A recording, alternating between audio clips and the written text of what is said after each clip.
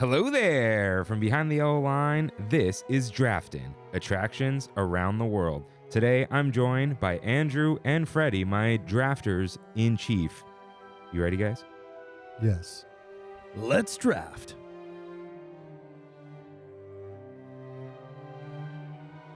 Hello, everyone. Welcome aboard Trammin, a Disneyland podcast. Please lower your head and watch your step while boarding. As a courtesy to other passengers, we ask that there be no eating, drinking, or smoking on board. In just a few moments, we will begin our trip into the Disneyland Resort news and topic of the week.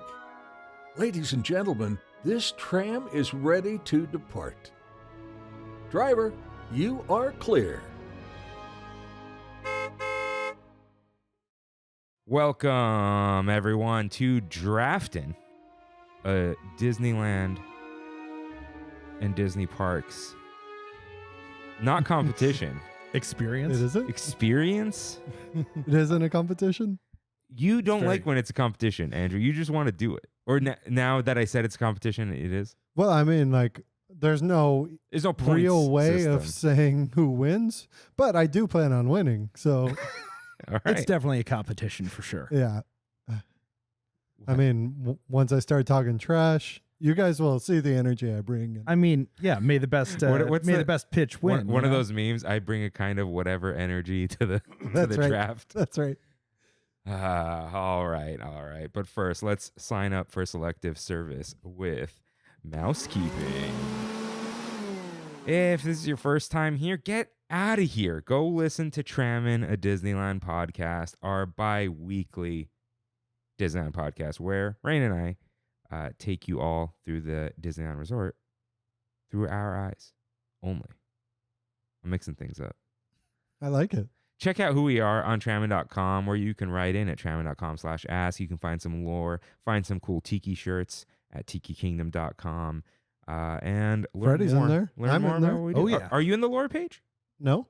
Oh, you got to get on the. I got to get you on the lore page. No, I'm in. I'm sorry. I jumped to the Discord. I'm sorry. I'm in the Discord. There is a Discord, so you can request access to our Discord. Find all these links and lore on Trammin.com. So, with that, guys, I do want to read one You're Right, because it involves competition. Right. And I hope she's listening. So we got to write in about today's episode. We're recording this on Wednesday. It is releasing next Wednesday. Happy Wednesday. So Happy July 8th, everybody. it's funny because that sounds funny now, but it's not funny at all to anybody listening on July 8th.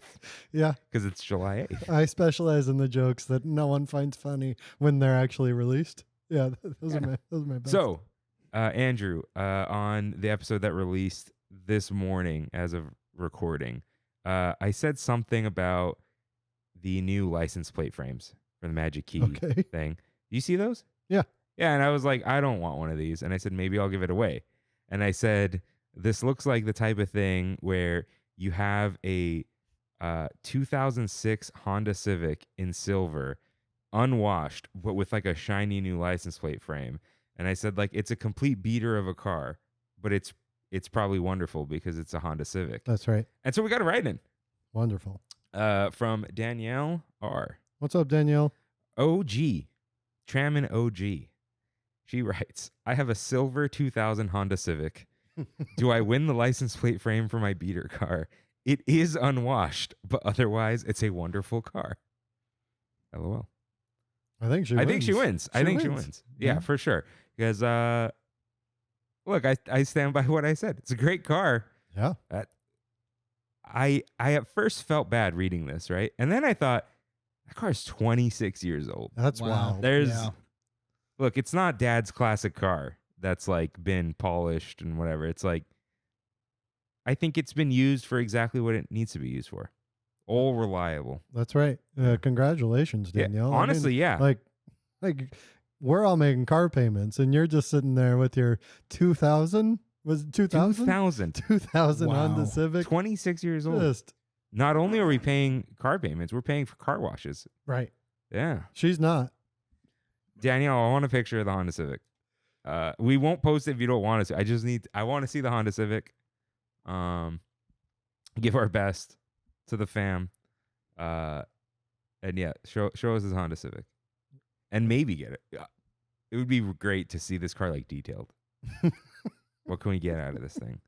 Yeah. So yeah, congratulations on having a car with no cameras staring at you, no weird antennas broadcasting your location to the government. Can you send in the mileage too? Like how many miles? Okay, Andrew wants to know the miles now. What year's your Honda Fit, Andrew? Like 2017. Okay. It's not, you don't say new. 2000 anymore. That's a 20. Okay. Oh, sorry. 2000. You're like, what single digit? 17. Yeah, that's not I old. blew it. Yeah. Rusty. Yeah. No, California cars aren't rusty. No. I'm rusty. My podcasting skills. I went 2017 instead of 2017. Yeah. Yeah. Anyways, Daniel, congratulations on having a long-lasting car. May it last 26 more years. Wow, that'd be wild. Yeah. Because I know if she bought a new car today, it wouldn't last 26 years. Absolutely not. Yeah. So yeah, shout out. You did win the competition. Maybe we'll also bring this up next week just in case you're like, oh, listen to the draft. This is going to do numbers, Kirk. I'm sorry. I don't know where that Rusty over here. Yeah. All right. So what is the draft, Andrew? What is the draft? It's the day your dreams come true. Yes, that's exactly what it is. For those who don't know, Andrew loves two things. He loves three things. He loves hot dogs, he loves the Muppets, and he loves drafts. And my wife. And he's back. Had to say it. He's back. He loves No four longer things. rusty. Four things. So, well, speaking of, we were in the lounge, and your wife, the first lady of the Hot Dog of the Month Club, was talking about how you just like drafting things and picking things. And I think because I didn't bring anything up. It just came up. And I'm like, Andrew, I think it's time. I like these. I was like, Andrew, I think it's time. No, can I go ahead. chime in? Yeah. You came up to me, was like, let's do something weird. Those were the exact words. And my eyes have never gotten bigger or brighter. You were riding the high of the Hot Dog of the Month Club meeting. Absolutely, I was. Yeah. Which continues to grow. We'll see you all July 25th. 2 p.m. Be there. No, sorry. I keep starting with be there. I messed it up too. Be hot dog or be square. Yeah. Yeah. So, yeah, I was like, yeah, let's do something weird. Then did Melissa say draft or did you say draft? I'm sure I said draft. Yeah, and then maybe she started going off about how you love just drafts.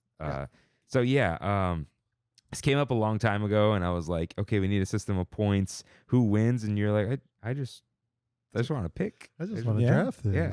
So I'm like, all right, what do we draft? And Freddy was there, and I think you guys just landed on like, let's draft attractions around the world from each Disney park. And the way the basic rules are, what's the draft order? Are we going clockwise or snake? I mean, I would always say snake, but it does get harder to keep track. Is there a little snake draft thing? Just look it up. Are you looking at me? You got a laptop here. Snake draft for tracker. A list of 10 rides. Like I can remember the snake draft order. Snake draft is easy enough with the three of us. It shouldn't be that difficult. Yeah, we'll be fine. Okay. But snake is the way to go, just to balance it out. I'll add it to my Google Doc here. But part of the whole thing with drafting these attractions is part of it was like, okay, you're going to build out a park. Yep. Like roller coaster tycoon style, but you can only select from the default like pre-built attractions. Yeah, so them's the rules. The rules generally are it has to be a ride that is currently in operation. If it's being refurbished as in fixed, that's fine. Converted does not count. So dinosaur is gone. Off the table. Yeah, like because when it's back, it's indie, right? Yeah. You also cannot pick rides like if somebody picks Space Mountain, you can't pick Hyperspace Mountain or Space Mountain Hong Kong. Those are too close. I know they're different, but fundamentally they're not. you guys did make the argument that Phantom Manor, right, is different. We decided Phantom Manor is out. That's the monkey one. No, Mystic Manor is in. Oh, Mystic Manor. Okay. Mystic Manor is Hong Kong. That one is in. Yeah. Pirates, you got to pick They're one all the Pirates. same, yeah. Shanghai's not, but it doesn't matter. It's Pirates. I mean, but it is. Yeah. Yeah. It's still Pirates of the Caribbean. And I think we get it. I think Mystic Manor is just the one exception. Yeah, which is a totally different story. Like, completely different. Yeah. Kimmy made the argument about Tower of Terror Tokyo. I'm like, nah, it's a cursed hotel with a guy. Yeah, I think that's, you can have the same ride system, but if your theme is completely different. Yeah, so we are including Mission Breakout. Mission Breakout is different. Yes. Okay. But I think all Tower of Terrors count the same. I agree. Now, we did say, though, you can pick one. The one you draft, you have to pick which one you're drafting. Yes. And then nobody can draft the other ones, but like you can say, I want Tokyo's Tower of Terror, or I want Walt Disney World's Tower of Terror. Yep. Nobody else can pick Tower of Terror. Generally. Yep. Tower of Terror is off the board. I do think Tower of Terror is off the board. I don't know if you eliminate Mission Breakout. No, we said you can pick Mission Breakout. Breakout. Yeah. Okay. Yeah. There you go. Yeah. Okay. So we're all in agreement. Because you're not like, hey, I got it, because it's a ride system, but it's not fitting into your old Hollywood land if that's what you're making, you know? Yeah. I mean, it did, right? Yeah. It didn't, but they put it there. Yeah. Rockets, it's going to open up. Rocket's going to go, is that Shirley Temple? That's thematically inconsistent. Perfect. So, yeah, I think basic rules, and then we'll justify this all at the end. We're each doing 10 picks. Yes. And we'll have our reasoning. Yeah, I like that. Picks first and then pitch second. And then we'll do our debating. I think as you pick, like maybe a little line. Maybe talk why you selected it there. Like why this was your first pick. Okay. Yeah. But you don't have to pitch it inside your theme park. Because now you're kind of spoiling why you're picking. Maybe if someone wants to be a little underhanded. Yeah, you'll give away, some of the strategy. methodology. Yes, but I think there's like I'm taking this here because I think Andrew's going to take a next round or something. I think adding that in is totally fine. Yeah, if you just start from the get-go with your, here's the name and here's this and that, you're going to give away everything. And then at the very end, or at some point at the end, you can read off with no pausing your original 10 list if like someone messed your list up. Yeah. Like you just read it down, don't justify it, just go through the list. So that's fine. You guys will get everything you want out of this episode, assuming you want anything out of this episode. Maybe you just want to hear our wonderful voices. They came in with high expectations, I think. They did, or you did? Yeah, they did. I know I did. What do you think they're expecting? Award-winning podcasting. We did win #1 Disneyland Podcast. You did? Yes. I didn't know this. I would have brought you guys. It was something. the podcast showdown. What was it called? It was all aboard. Congratulations! It was all aboard the Disneyland Railroad podcast. We have their pin. Oh yeah. We have the mug. We have it all. When was this? Oh, I can't. When was this? It was like an Instagram thing. Yeah, like when did you get awarded? Like 2021, 2022. Wow. And then it's called the podcast battle. Yeah, there was and a so whole they got thing all about the podcasts together, and then they did a second one later, and we're like, no. We already won once. Yeah, we're going out on top. You can't compete again. Yeah. Yeah. So they always invite me to Adventureland Day, but it's always my sister-in-law's birthday. Oh man. But also I see Adventureland Day and I'm like, it's fun. It's fun. Those people are a little too much for me. They are, but the scavenger hunt is fun and you get free things. I love all people. I do not discriminate as I'm about to draft and you vote for me. I don't know how you guys are all going to vote for me, but I'm just appealing to the audience. They'll vote in the Discord. Yeah. So it'll be decided. The people will have a choice, but I mean, amongst the three of us, we'll know which idea was the best one. Yes, and I just want to say to everyone listening that I love you all.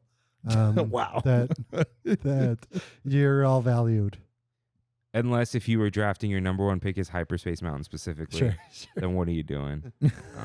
But with that, Andrew, how are we deciding draft order? Yeah, I was. I don't have a die. Oh man, I have a little set downstairs. I mean, we need to pick something random. Do we just rock paper scissors? Our eyeglass prescription. I don't know it off the top of my head. Yeah, me neither. Do we just like rock, paper, scissors right here? I guess. We could do a random number generator too. No, let's do rock, paper, scissors. Why not? All right. All three Okay, at once? is it If you win, you get do first. we do it on go or scissors? Rock, paper, scissors, shoot. Yeah. Sound Okay, good? I guess we'll shoot. All right. Demonetized. All right. If you win, you get first pick. Is that what we're going right here? Yes. Okay. Yeah, sure. Yep. Rock, paper, scissors, shoot. Oh, Freddy's out. Okay, how about Freddy gets last pick now? That's Yeah, fine. I get That- last pick. That's good. agreeable, Yeah, right? it's one of the Okay. two of you. Rock, paper, scissors, shoot. Ah. Okay. It went back to for those that wanted to we know. didn't. Kirk and I did scissors the first time. Freddie did paper. Then I went paper the second time. And I stayed scissors. Did My scissors. strategy for that. Scissors. Yeah. All right. So you're gonna keep track of the snake order? Yeah. Okay. So let's get right into it. My first pick is Disneyland Paris's Big Thunder Mountain Railroad. So the reason for this, I want Big Thunder Mountain Railroad. I think it'll be one of the earlier ones picked, so I wanted it. And I wanted that little water feature of it on the Rivers of America. Shout out to Reverend James. Happy birthday, James. He's this many. 2. All right. So that's it. Big Thunder Mountain Railroad from Disneyland Paris. Solid pick. I mean, just an icon, right? Yeah. Beautiful. Paris is gorgeous because it's got its own little island, and I mean, you've basically selected a little land just by picking this ride. Oh, yeah. So great pick. Thank you. It's the best Big Thunder Mountain that exists. Yes. Yeah. Disneyland's not far behind, but Disneyland's is very good. But I think we all would have gone Paris on that one if for we sure. selected Big Thunder. I got second pick. I'm going to select my favorite ride of all time, the best ride of all time, and that is Disneyland's Pirates of the Caribbean. It is Pre-change. I don't think you can establish that you're anymore. stuck with you're stuck with You are stuck with the change. with Lucky. That's what I'm calling him. yeah. Lucky the pirate. I mean, doing away with some interesting choices by Imagineering. This is just the most, the deepest lore of any Disney ride. It's got an incredible capacity. It is family friendly. I mean, it has everything you want. It is, it's the best ride of all time. If you could add one Muppet to the ride, what would it be? Who would it be? I mean, it's got to be. Can I just choose from Muppet Treasure Island and just put them in? It's probably just Kermit. He's the captain in that. Okay. Where would you put him with Barbosa? I'm putting them with the new animatronic and like maybe just hitting it. Just like Slapping it? Why do you keep doing that? Why do you keep coming back to life? All right. Cool. Freddie, what is your first pick? All right. This one's pretty tricky for me, but I think based off of your 2 picks, I can kind of feel a little bit more secure in what I want to do. Mm-hmm. And that's the beauty of being last year and a little bit of a snake pit here. So number 1, the first attraction I'm going to pick is going to be my all-time favorite attraction, and that is going to be Indiana Jones Adventure Temple of the Forbidden Eye. Number 1, picking it because it is my favorite attraction. And number 2, because it's Indiana Jones. It is a thrilling attraction. It kind of checks off all the boxes of being hyper immersive, delivering on thrills, and having surprises that you just wouldn't expect. Even to this day, I mean, that boulder sequence at the end where you feel like you're going backwards, especially now, all the work they put into modern, as it stands, Indiana Jones in this day is as good as it has ever been. They have maintained that attraction well. You can put that in any world-class, brand new build theme park, and it would stand out. It would stand the test of time. Number 2 pick, and this is a surprising one. I was wondering if this was going to come up with you, Andrew. Number 2, I'm taking Mystic Manor with me. Mystic Manor being a all-time phenomenal attraction. I have not personally been on it. This is one of those experiences of just I have not hit the Asian parks yet, but everything I've seen from it, just the experience with the music, the trackless ride system, which of course has been now widely adopted with Rise of the Resistance and everything. But the fact that you're going into this manor and you're getting to re-experience sequences that may have originally been sort of Haunted Mansion-ish, but now are recontextualized into this idea of adventure and other cultures and sort of not just archaeology, but antiquities, like different artifacts and how they bring this world to life. It's kind of, it reminds me of Night at the Museum in certain ways. And the sort of the idea of like something being brought to life through magic, which Imagineering does best, something that you don't, you're like, oh, that moves. Oh, this thing's alive. I bringing that in, just no notes. That whole area, Mystic a lot Point, of notes. I guess. Mystic Point, beautiful area. In my case, I'm gonna just do a little title change there. It's now Port Mystic for me, and that's it. Those are my 2 picks. Okay. So does it go back to you? Then I do the 2, then back to you. Yeah. Okay, that's it. Good picks. Good picks. Oh no. What's he got? Well, I think my refusal to watch ride through videos probably hurt me here, and was like, I'm just gonna leave Mystic Manor a little bit down my board. Mm-hmm. Very excited. Probably the ride, maybe Shanghai's Pirates, but the ride I haven't been on that I'm most looking forward to going on. So, good picks. Good picks. What's your pick? My pick. He took Mystic Manor. It's still out there. I'm taking Haunted Mansion. All right. This is a case where I genuinely love the 4 I've been on. And they all offer something a little different. I'm going to go with the Magic Kingdom version of it. The ride's a little bit longer. And I like the stair scene inside of that ride. I also think, like, if I'm the facade is the low point of that attraction, right? The facade can't measure up to Disneyland's or Tokyo Disneyland's, but once you're actually on the ride, I do prefer Magic Kingdom's. So I'm gonna take Magic Kingdom Haunted Mansion. And the Hatbox Ghost is in the wrong place. That's true. That's true. We've all heard Jeff yell about it. If you haven't, go listen to Jeff's Haunted Mansion. He is in the wrong place. I've taken 2 attractions where the animatronic is now in the wrong place, but they are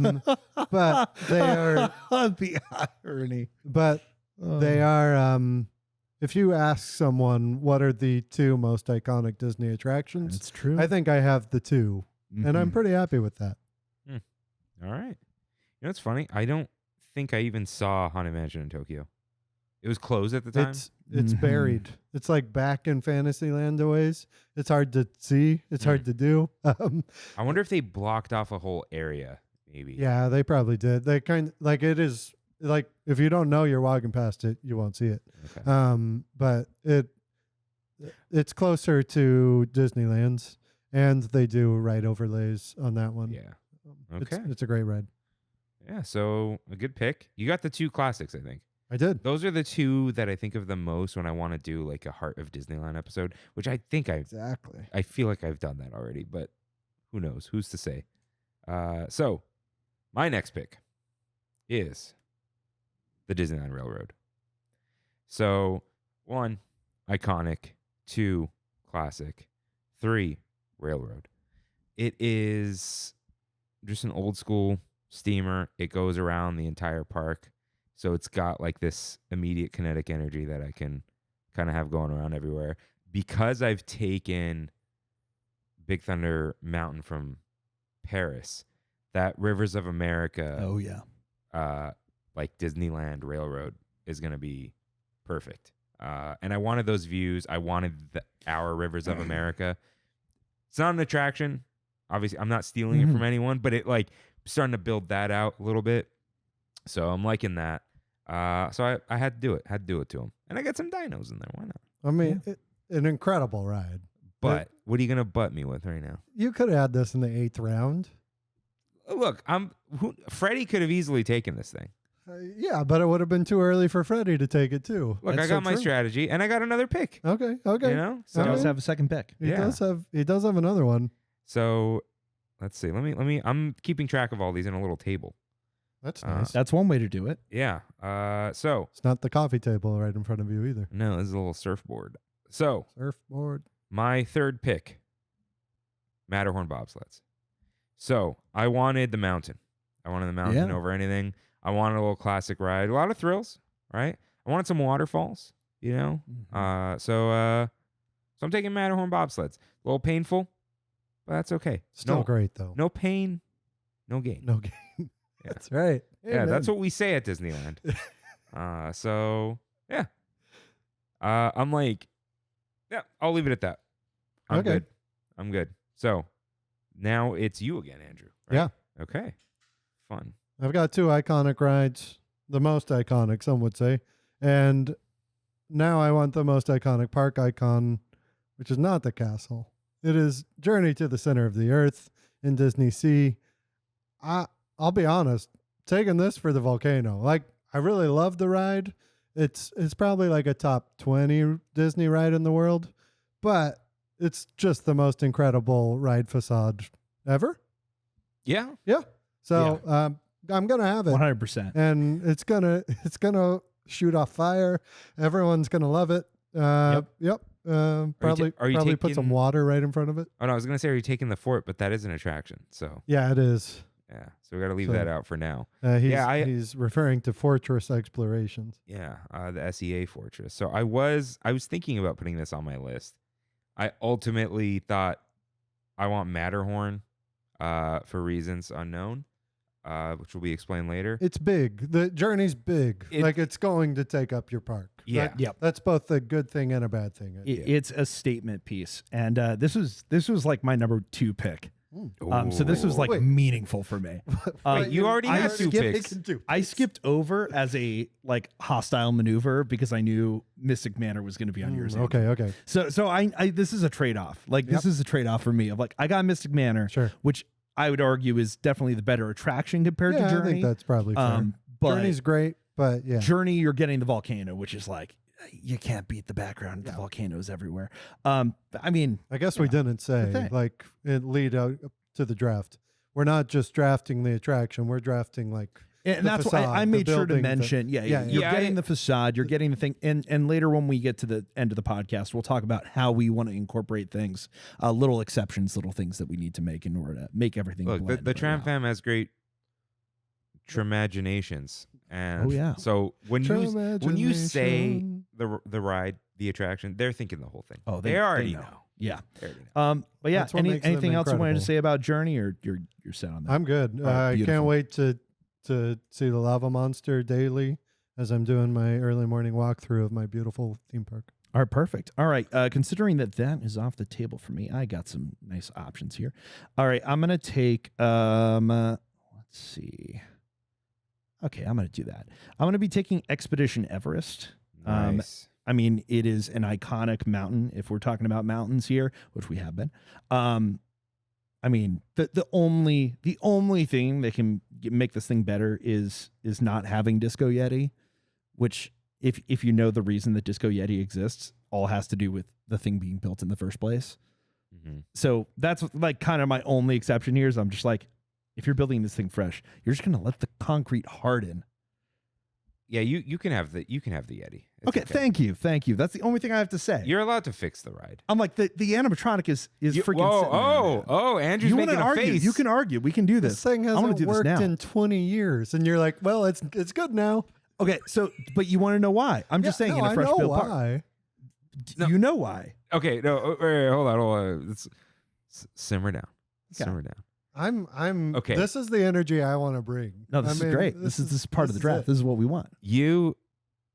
Andrew, would you want the Yeti to work if you took Expedition Everest? I would assume it didn't because we were like, yeah. Because of the rules we already set forth. That's that's true.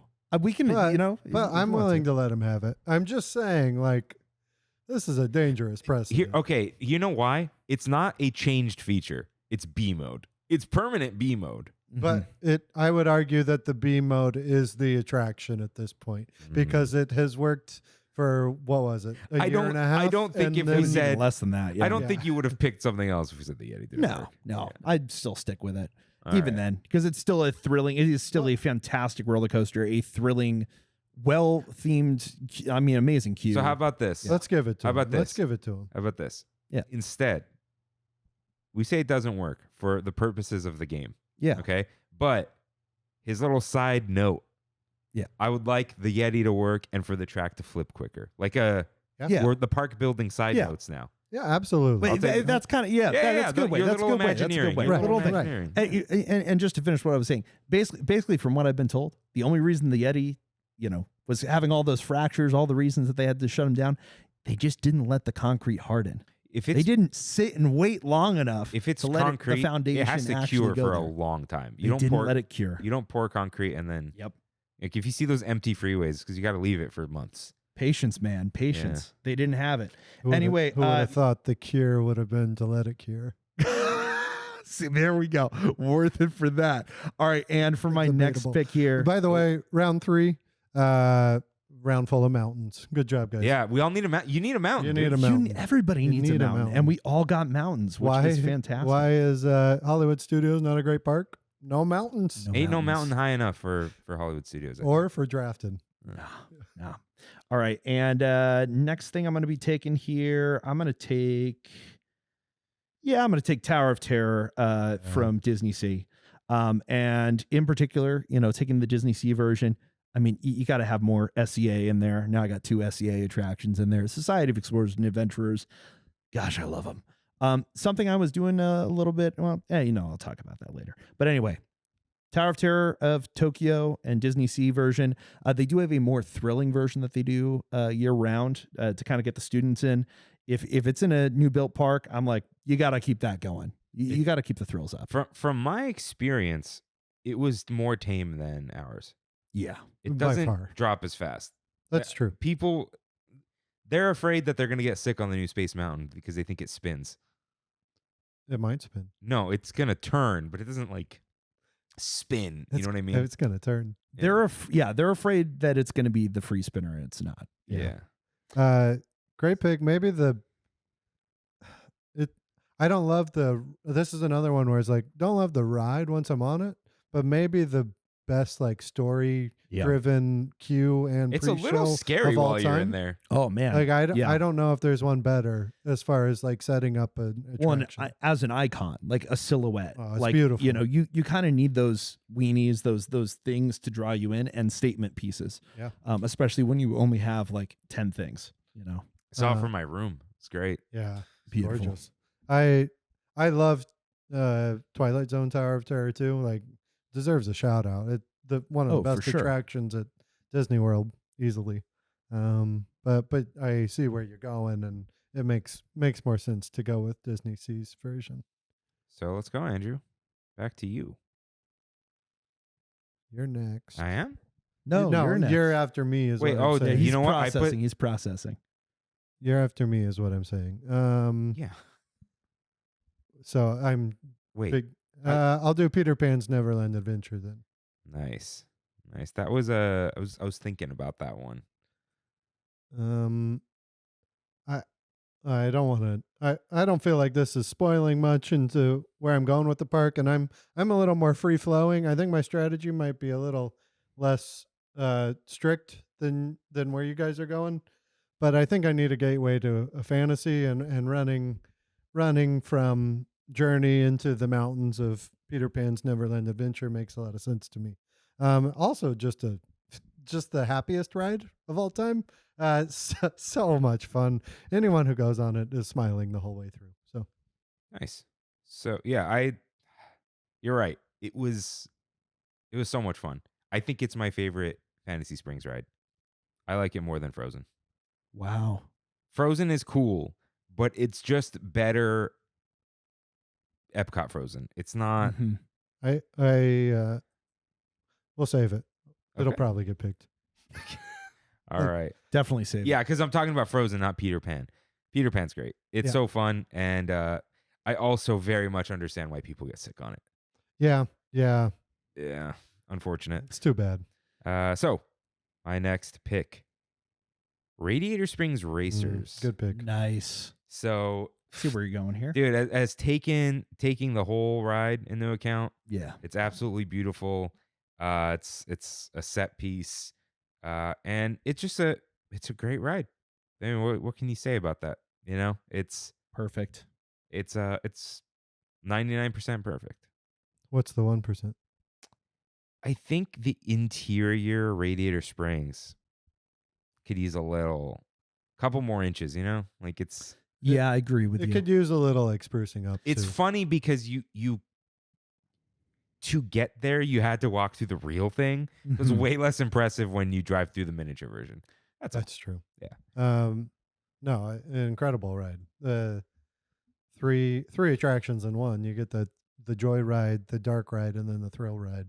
Yep. And then you get those mountains in the background. Well, and as much as there is Journey and there is Test Track, Racers is really the best use of that ride system ever. Wait. Like the slot car. It's the best ride Yeah. using. Oh, that is system. Journey the? It It's uses the same system. It's the same It's ride not the same system. track. Yeah, Same- Like yeah. Test different Track track. is. Yeah. I mean, all three are different track layouts, but it's the same basic concept. Man, I want to go back to DisneySea so bad, dude. Where- It's so good. It is. Here's my problem. I was gonna do like, Space Mountain might not be open when I go to Disney to Tokyo again. When are you So going? maybe we haven't booked anything yet, but we Okay. might do the same like February thing. I know Yep. Space Mountain's like a month later, but I also don't want to deal with that. It's Yeah. I know how crazy they are over there. It might it's gonna empty be out insane. DisneySea though. Like we were there when Fantasy Springs opened. Mm. The best day I've ever had at Tokyo Disneyland. It was just walk on anything. Well, and then keep in mind the previews that happened with Fantasy Yeah. Springs, where surprise, surprise, you're there a month or two early, and Mm. you might just get in there. Yeah, they aren't. They Let's aren't not too far away. your plan right now because it's a rabbit hole. It is a rabbit hole. So my next pick, speaking of Japan, Yeah, I knew it. you probably didn't. Oh, I want you to guess my pick. Now we're having fun. what if it's my next pick? Oh. Interesting. That's one way okay, to yeah, do it. yeah, yeah. I'll tell you. I'll Yeah, okay. I'll tell you if I'll be honest. Splash Mountain. No, not where I thought you were. going. Okay, so I'm picking Splash Mountain from Tokyo Disneyland. Not for the racism. I'm doing it because I want that mountain. It's a beautiful mountain. It's a lot of mountains. I like that Lot it's of not. mountains. It's just two. It's a lot of mountains. Cadillac. It's Cadillac a range. great ride. You need a little bit of a water ride, but it is a true splash mountain. You just get splashed in the face a little bit. You're not getting soaked. You know, you're not getting waterlogged. You're also not jumping out of that thing. Unintended. Yeah, you're not getting baptized by the bayou. Yeah, you're not going down that slide, but first. So Point of order is Tiana's Bayou Adventure still on the table if anyone wanted to pick it? yes, Okay. I think it's. Yeah. I wouldn't be Yeah, mad the if same somebody. way. No. Okay, no, you yeah. have to really. Same logic as Mission Breakout. I think so. Yeah, Completely different attraction. because no offense to Tiana's Bayou Adventure, Offense you're not taken. you're not like you're not doing like I need a splash mountain. It's like at that point you want Tiana's. Yeah. Yeah. You're not right. doing it for the ride system, you know? I mean, I don't think so. Racism aside, Splash Mountain's so good. It's really incredible. good. This is the problem. If you don't know anything about the undertones or what the characters were or who they interacted with in a movie, it's Or like an where the adorable song ride with history great came songs. from. Yeah. Yeah. Yeah. That zippity doo dahs about how slavery was cool. You Yeah. know, like, if you don't know that, it's a great ride. Like in Japan. Yeah. Yeah. I mean, look, they're ahead in some places, not in others. It is Well, what it is. I didn't mean it fully like No, that. I know you didn't. I mean, like did. they don't have the history that we had in our country with enslaving black people. So Yeah. This Yeah. just reminds me of no. Yeah. Have you guys seen the clip of Bobby Lee talking about he was talking rightfully like he was making fun of like America for having slavery so long and he was like, "Oh, Korea didn't have slaves." And then they look it up, and it had the longest running slave trade ever. Sure. Not consistently, consecutively. Yeah. And he was like, "Oh, whoops. Yeah. I guess I should stop talking before I put my foot in my mouth. Yeah, we almost have. Oh my God. Slavery's terrible. Yeah. World is a terrible place. Yeah. Yeah. That's why we're making made up theme parks. To get out of it. Yeah, that's why we're doing it, because hey, ignorance is bliss. When the bunnies are singing, you're having a good time. I thought we were gonna easily make our way out of it, and then you were like, ignorance is bliss. No, it is. You guys we're not dove ignorant right and into the briar patch. Good luck. We're not ignorant and it's not bliss. Very true. So, and I don't want to like act ignorant of it. Like we gotta address, absolutely. we gotta address the elephant in the room. The two things can exist though, and I think that's what we were getting at. Like Splash Mountain can be incredible. It's also racist. My side modifier. I'm taking that post out of the crotch area. Ooh, okay. You know what I'm talking about, Andrew? You definitely have you ridden that ride? Yeah.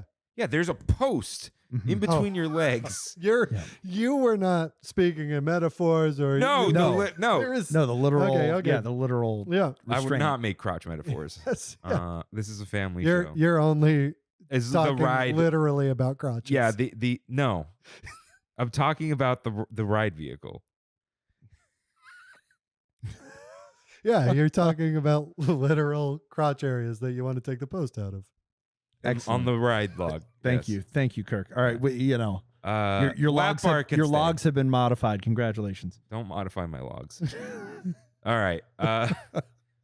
So those are my picks. So are we 5 through now? You just started 5. No, that was number 4.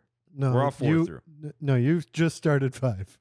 You picked Radiator Springs and then you picked Splash Mountain. Splash Mountain was my 4th, wasn't it? Yeah. Oh, yeah. You picked Splash. No, I'm missing. You're missing one. Yeah, I'm missing Matterhorn. You just picked 2. You're missing Matterhorn. Wow, I just took that away from myself. I do have a lot of mountains, don't I? Yeah. All right, let's go. Mountain Land. Time. Welcome to Mountain Land. I'm the mountain man. Welcome to Disney's Mountain Land. Okay, to be fair, this isn't even as many mountains as Disneyland has right now. Okay, I don't know.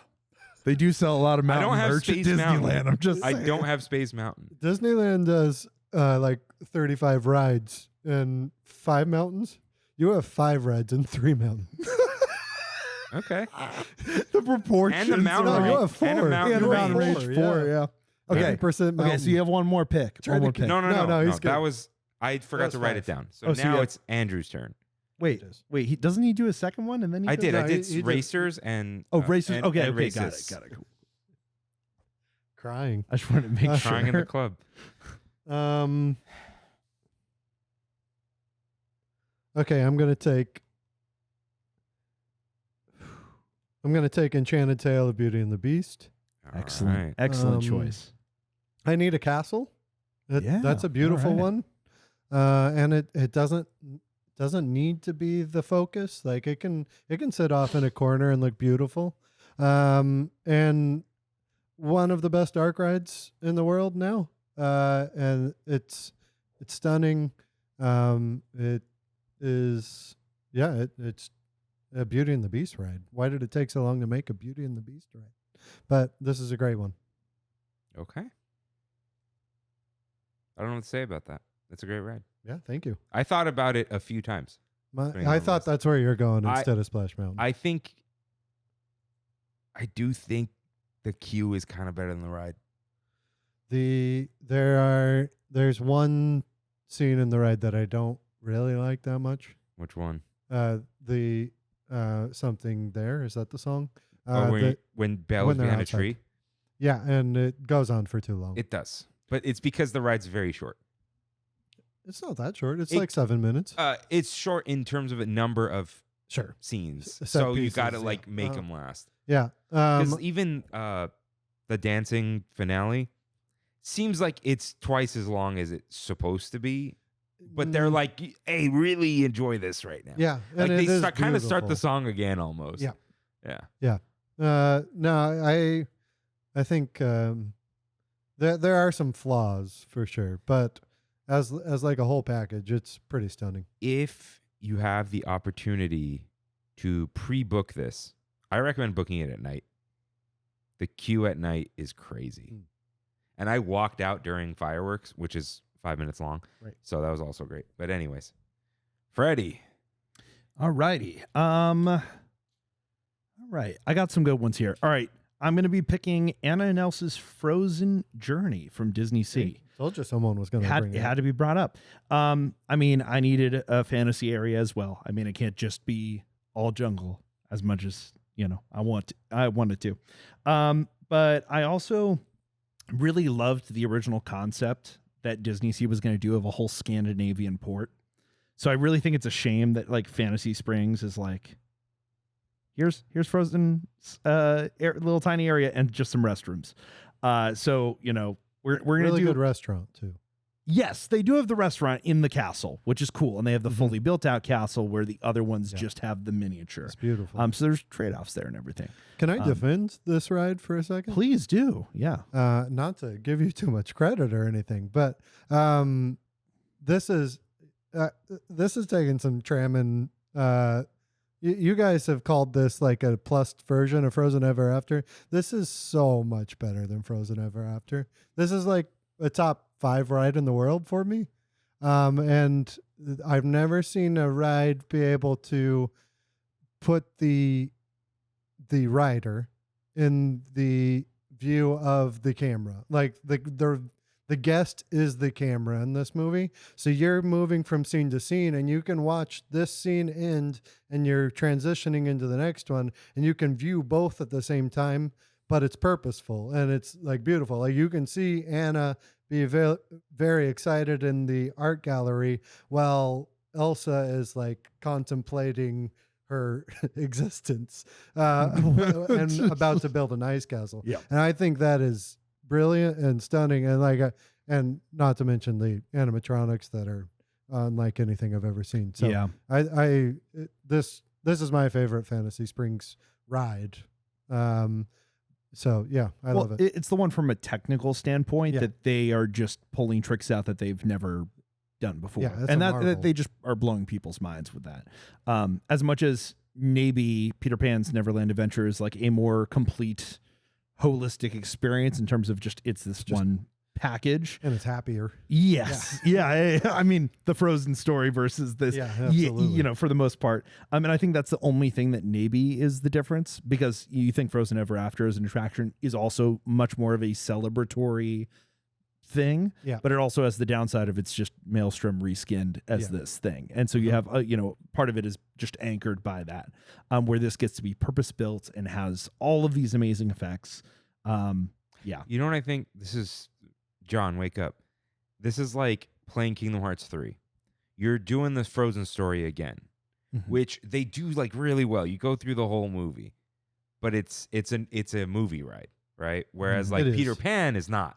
You're right. So I agree. I think part of it, I'm very impressed by Frozen Ever After. We actually chose to ride that twice and not Peter Pan. Peter Pan also breaks a little often. It does. So as I learned in 2 days, but no, by the way, while we're on the subject, go to Peter Pan at like 9 p. Or well, not the park closes at 9. Go at 8 p.m. It's usually a lot easier. Stand by. So I was gonna say like it's Anna and Elsa, whatever it is, Frozen Adventure. These names, man. Yeah. Frozen Journey is a great seemingly full interpretation. Yes. Of the Frozen movie.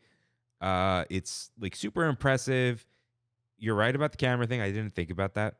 So props to you for that. And it's also very long. It's like a bang for your buck ride. It really is. Like you really like, oh, yeah, okay, we're doing the whole thing. I think that's the thing, or it's like, I'm experiencing Frozen in a different way again, as opposed to like when you go on Peter Pan for the first time, it's completely just your first time on like, look, is it the Transformers ride system? Kind of, but no, it's like it's its own thing, really. It's so much more dramatic, and you really feel magical, and it's a new experience, and it's Peter Pan in 3D, and you think it's not going to be good, and it's like really good, and they captured everything like so faithfully, so it's awesome. Yeah, And the Lost Boys are great. I get where you're coming from too. It's like, well, we have this classic Peter Pan ride that's still amazing at Disneyland and all the castle parks, but then they did something totally different and it blows your mind. You could convince me that they're about two different Peter Pans. Like that's how crazy different they are. And then you have Frozen Journey, which is another boat ride compared to Frozen After. I see where you're coming from. Yeah, I'm not saying it's bad. Like I loved it. I'm saying that's why I like Peter Pan more in Fantasy Springs. So all right, and then for my last pick here, before we hand it back off to you, I'm gonna choose Flight of Passage. I mean, it wouldn't be a Freddy list without us going over to Pandora, as I do love the Avatar films, regardless of how I felt about the last one. But still, Flight of Passage, I mean, it is as much as, you know, I think that there are some people who experience this attraction today and don't feel it the same way as people did when it first premiered. I think it still is a state-of-the-art. It is the best flying experience attraction that there is in the world. It gets you the closest to that sensation of a dream you had when you were flying. Like you really are just out there in the screen, you know, experiencing it. And, you know, I think the only issue that I have heard about this and not experienced for myself is just maybe the projectors not aligning for some folks in terms of maybe some blurred images. But otherwise, every time I've been on and experienced it, it has been crystal clear. The 3D has worked perfectly. There are people who are just like, yeah, and then you look over to the side and you kind of see how the whole thing works. And it's like, for me, I'm unbothered by that. For me, I look over and I see the people I'm with and we're all experiencing this story together and we're on this journey together. And that is actually part of the experience that enhances it rather than, you know, retracting from it. And as much as I'm talking about that ride experience, just the land in general, the floating mountains, that whole experience, the journey of the queue moving up into the floating mountains where the banshees are, like that is all a part of this spirit of adventure and discovery that you go on when you go to Pandora. Very experiential, which is, I mean, what Animal Kingdom's going for, right? Yeah. Yeah. Love it. Right. Great ride. Yeah, I had the misalignment problem. They apparently fixed it a month later. Yeah. Apparently it just happens over time. I mean, from my personal experience, Rise of the Resistance, they were realigning the projectors every night. Really? So it is just a operations thing. Is your operations team sending somebody out to do that every night? Maybe not at your older attraction when you just opened Rise of the Resistance. Maybe you're going to send that one person that you have who's trained on that over there instead. So I think it's more of that, of just with time, you're just going to send, you know, it's essentially the exact same screen between Rise and Flight. It's the same technology. All right. Now It's me. it's Andrew's turn. Yeah. We're starting to run low on picks. I can't believe you said you had more. No, I mean, like, I'm starting to run low on how many things I can take. Oh. Like there's 5 left and I have too many things I want to take. I'll stick an Animal Kingdom and select Kilimanjaro Safaris. Ooh, very nice. Speaking of long rides and high capacity, and just like this exists in a Disney theme park. What? I'm not sure there is anything quite as immersive because you're actually immersed in the, like, you're there. You're in the savannah. You're viewing all these animals in reality. And in that way, it feels like it kind of cheats the theme park system, like a traditional theme park ride. But for a while, this is like my favorite theme park ride of all time. They've stripped back some elements, which I'm not as big of a fan of, but it's still just getting on the truck and going to see a bunch of cool animals is pretty great. Cool. So you're going to go home and tell Melissa we bought a zoo. Absolutely. She's heard that before, though. I don't even know how to reply to those. All righty. Let's see. Will you also jump off of this ride? I will not, even if I have to go to the bathroom. Yeah. I do have a small bladder, but it's not that small. Yeah. All right. So what do you know? It's Kirk Kirk's turn again, and we're back to crotches. So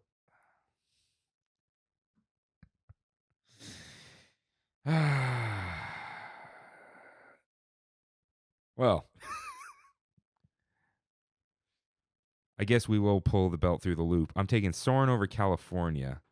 I assume I set Flight you of up. Passage is different. it is. They are Yeah, Very okay. different. I've written it. So I'm like, those are two different things. Now, would you have been able to pick this if we drafted tomorrow? It's very funny. Oh, interesting. But well, no, I guess Yes, he would, because You it think would so? be considered Rotation. a ride overlay. So Yeah. But isn't Soarin' over California a ride overlay at this point? Interesting. Yeah, but I would have allowed, if you're like Nightmare Before Christmas. All right. Okay. yeah. No, I'm not fighting you on it. Like Yeah. I this would- should yeah. be picked over any other Soarin' for sure. Yeah. But I just thought it was funny. Yeah. And do I get the overlays with it? Do you want them? Maybe do I want Across America? I haven't seen it yet. You'll find out. I guess. No. If you have No. Soarin' over California, Okay. just stick with that. Trust me. Wow.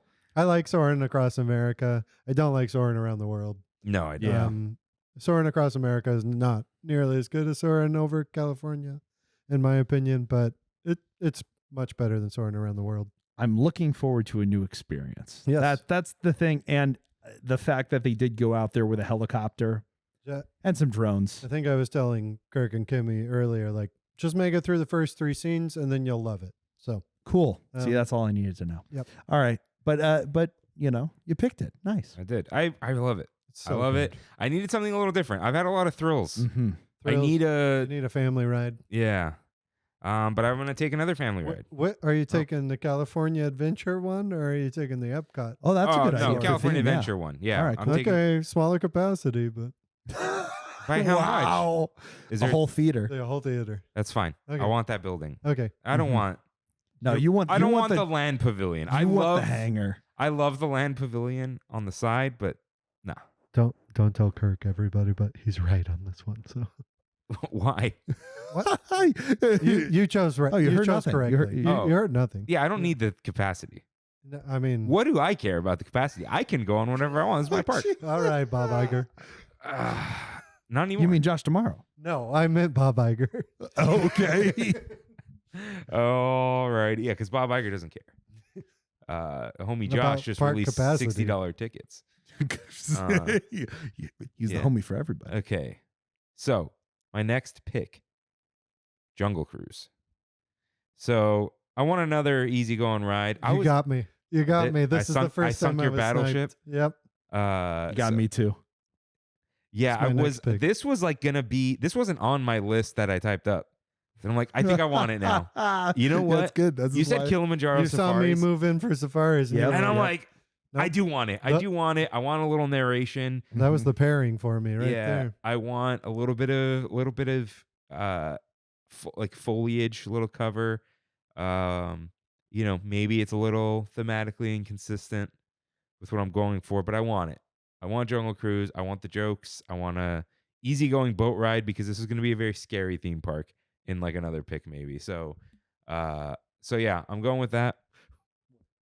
Don't worry about it. For young children. Okay. Like thrills. Do you know about a ride? I At the don't. very end, he's going to be like, and everything's overlaid with with villains. Everything is the Monsters After Dark song. So yeah, I'm taking Jungle Cruise. If you don't understand why, you're crazy. I don't want Magic Kingdom's tunnel. I don't care. Wow. Okay. I want ours. You're going to take Disneyland. I've never been on the other ones. Tokyo's is They have the phenomenal. sparkle stars, right? Yeah, and it's just funnier too. Like, Because you don't understand. yeah, but they're very animated. Like Uh, they are just over the top in like physical comedy too. But yeah, the tunnel there is cool. The Magic Kingdom tunnel is like, oh good, we can all sit in silence for a little bit. But okay. no, Disneyland is great. They're all great. Disneyland's is the first. They're all great. Disneyland's is the first. And I don't need to was take up yours too much picked space. out the Tokyo version, Andrew? Sorry, Was yours picked out the Tokyo version? I would have taken the Tokyo Okay. one. Okay. Yeah. Have you been on the Hong Kong version? No, I going to Hong Kong in October. Okay. for the So first yeah, time. first time. Okay. Cool. All right. So now it's back to you, Andrew. Was that your next pick? It really was. I was gonna go Oof, I'm sorry. Safari's Jungle Cruise. No, don't be sorry. This is the game. This is it. I'm only sorry so the people like me. Really, I'm glad I won. Oh, well, I'm gonna punt on more animals then, and just go back to the top of the list. Let's see. I think I want to go with. I still haven't drafted a coaster, which I do think I need one, but maybe not quite yet. I'm going to do one more fantasy ride, maybe two, but one for now, and I'm going to go Pooh's Honey Hunt. I'm just taking the Tokyo Disneyland goats, the two best dark rides in the world, in my opinion. Pooh's Honey Hunt, I've told Kirk this, like I like it more than the Beauty and the Beast ride after you've gone on. After first ride on each. Yeah, if you give me like my lifetime, after 5 of each, let's say. Not even. After I did Beauty and the Beast twice, and I almost wish I did Pooh's Honey Hunt twice. But that's like an easier one to do in the future also. It is. Yeah. Where like, because I had this like locked in Beauty and the Beast, like let's just take it. Yeah. We were blocked by the parade. That's what it was. Yeah. Just a blast of a ride, like kind of that Peter Pan's Neverland adventure spirit, where it's freaking hot in there though. Right? In the winter it is. Yes. Yeah. Like it's hot everywhere inside in the winter. But it's really hot in Pooh's Honey Hunt. But no, just so much joy and a little bit of silliness, but then you get going and you're like, how are they doing this? This was made 20 years ago? 30 almost now. It was made before our Winnie the Pooh ride. Yeah, which is sad. Yeah. But no, such a great ride. So yeah, I think I've rounded out my fantasy attractions pretty well. Right. Ready? All right. I'm going to start off with one that I am greatly anticipating experiencing for the first time. And that's going to be 20,000 Leagues Under the Sea from DisneySea. I didn't get the volcano on top, but I sure as heck can take what's beneath the waves. And, it's just an amazing dark ride. Yes, it's suspended kind of like Peter Pan, like the original, but getting that whole diving experience, getting that underwater feel, getting also something that is family friendly, that doesn't have sort of a height restriction. I need that in a park that is overwhelmingly thrill rides. So, kind of incorporating that and just my love of 20,000 Leagues Under the Sea, man, I can't live without it. So throwing that in there, again, Jungle Cruise is also on my list. That was definitely something that I wanted. That's a late snipe, I think. It was pretty late. Because I thought I was safe. It's a classic, but you have so many others that you want to get first. Yeah. Well, there's a few other like classics on the board too, so I was like, I think I'm all right. Yeah. But yeah. Oh man, we're coming down here. So wait, you did 20,000? 20,000 Leagues Under the Sea. I got one more that I'm about to. 20,000 is a great ride. Better than it has any right to be. I'd say. Let's see. 1, 2, 3. I think I rode it twice, and I was like, "We're good there now." It's not a ride I'm gonna rush to next time. It's a good undercard. Like it's a good supporting ride. I feel like it's because I don't know it well enough. That's why I don't know if I want to pick it or not. That's the problem. Interesting. That's the interesting one. But I feel like it's just because it's good. You know what? It kind of fits into a vein here, and it works. And it's against type, but I like it. Sinbad's Storybook Voyage. Sniped again. Whoa. Sinbad's Storybook Voyage. Now, this one is a classic of DisneySea, a dark horse for most people. They don't expect it, and then they go there, and it impacts them. Andrew's going to go into his love, I'm sure, for this attraction. But man, I don't even know the tiger's name, but he's cute. Chandu. Kimmy's got one on her. See, I'm saying I got Chandu and I got Mystic Manor, so I got the monkey and I got the tiger. It's just like, that's it. I'm selling plush. It's happening. Dude, anytime someone brings up this ride, I just immediately hear the It's And wasn't so that good. who was that written by? Was it Alan Menken? Mhm. Insane that he wrote it in English, and then just you'll figure it out. Yeah. Truly, like last 2 picks have gotten sniped. That ride's so long too. Yeah. Oh, Yeah. I mean, I it's give a- small. It's Small World essentially. I'm gonna give my dumb spoiler for the ride. Okay, there's one part towards you think the ride's over, and then he makes the whole adventure back. So you're on your little boat, you turn to the left, and there's a silhouette of a whale, and Sinbad's on top. You're like, oh, I guess he rode a whale, and then you turn to the right, and the whale is there, and it's like 20 feet long. It feels like and it's an animatronic in quotes whale, and I was like, oh, okay. Then you get 3 more scenes of them celebrating. Yeah. Awesome. It's so amazing. Okay, I have not. I think maybe I watched a ride through like 5 or 6 years ago. Yeah, I thought I was safe here because I was like, well, Kirk's not picking. Freddy's probably not going to take this. No, because but I knew. I was like, that's why I was looking at it. I'm looking at the rest of my list, and I'm like, I can get away with the rest of this. This one matters. This one works. Yeah, I was kind of mean to you, Andrew. I'm sorry. No, that's okay. Okay, here's my thing. It's like probably my favorite ride at DisneySea. Really? Yeah. Yeah, I adore it. I like had I have like this idea of my little park, right? And I'm like, oh, do I want Sinbad just to have it? Because it's so good. And it's versatile. Like it could fit anywhere pretty much. It's pretty Arab. Oh, but it's very. But in the style, like it's a Fantasyland ride. Oh yeah. It's I mean, it could fit in the Arabian Coast, obviously. It could fit in a few different. It could fit in like an adventure style land. Like it could fit in a lot of places. All right. So shoot. Wow, man. So it is your turn though, Andrew. Yeah, it sure is.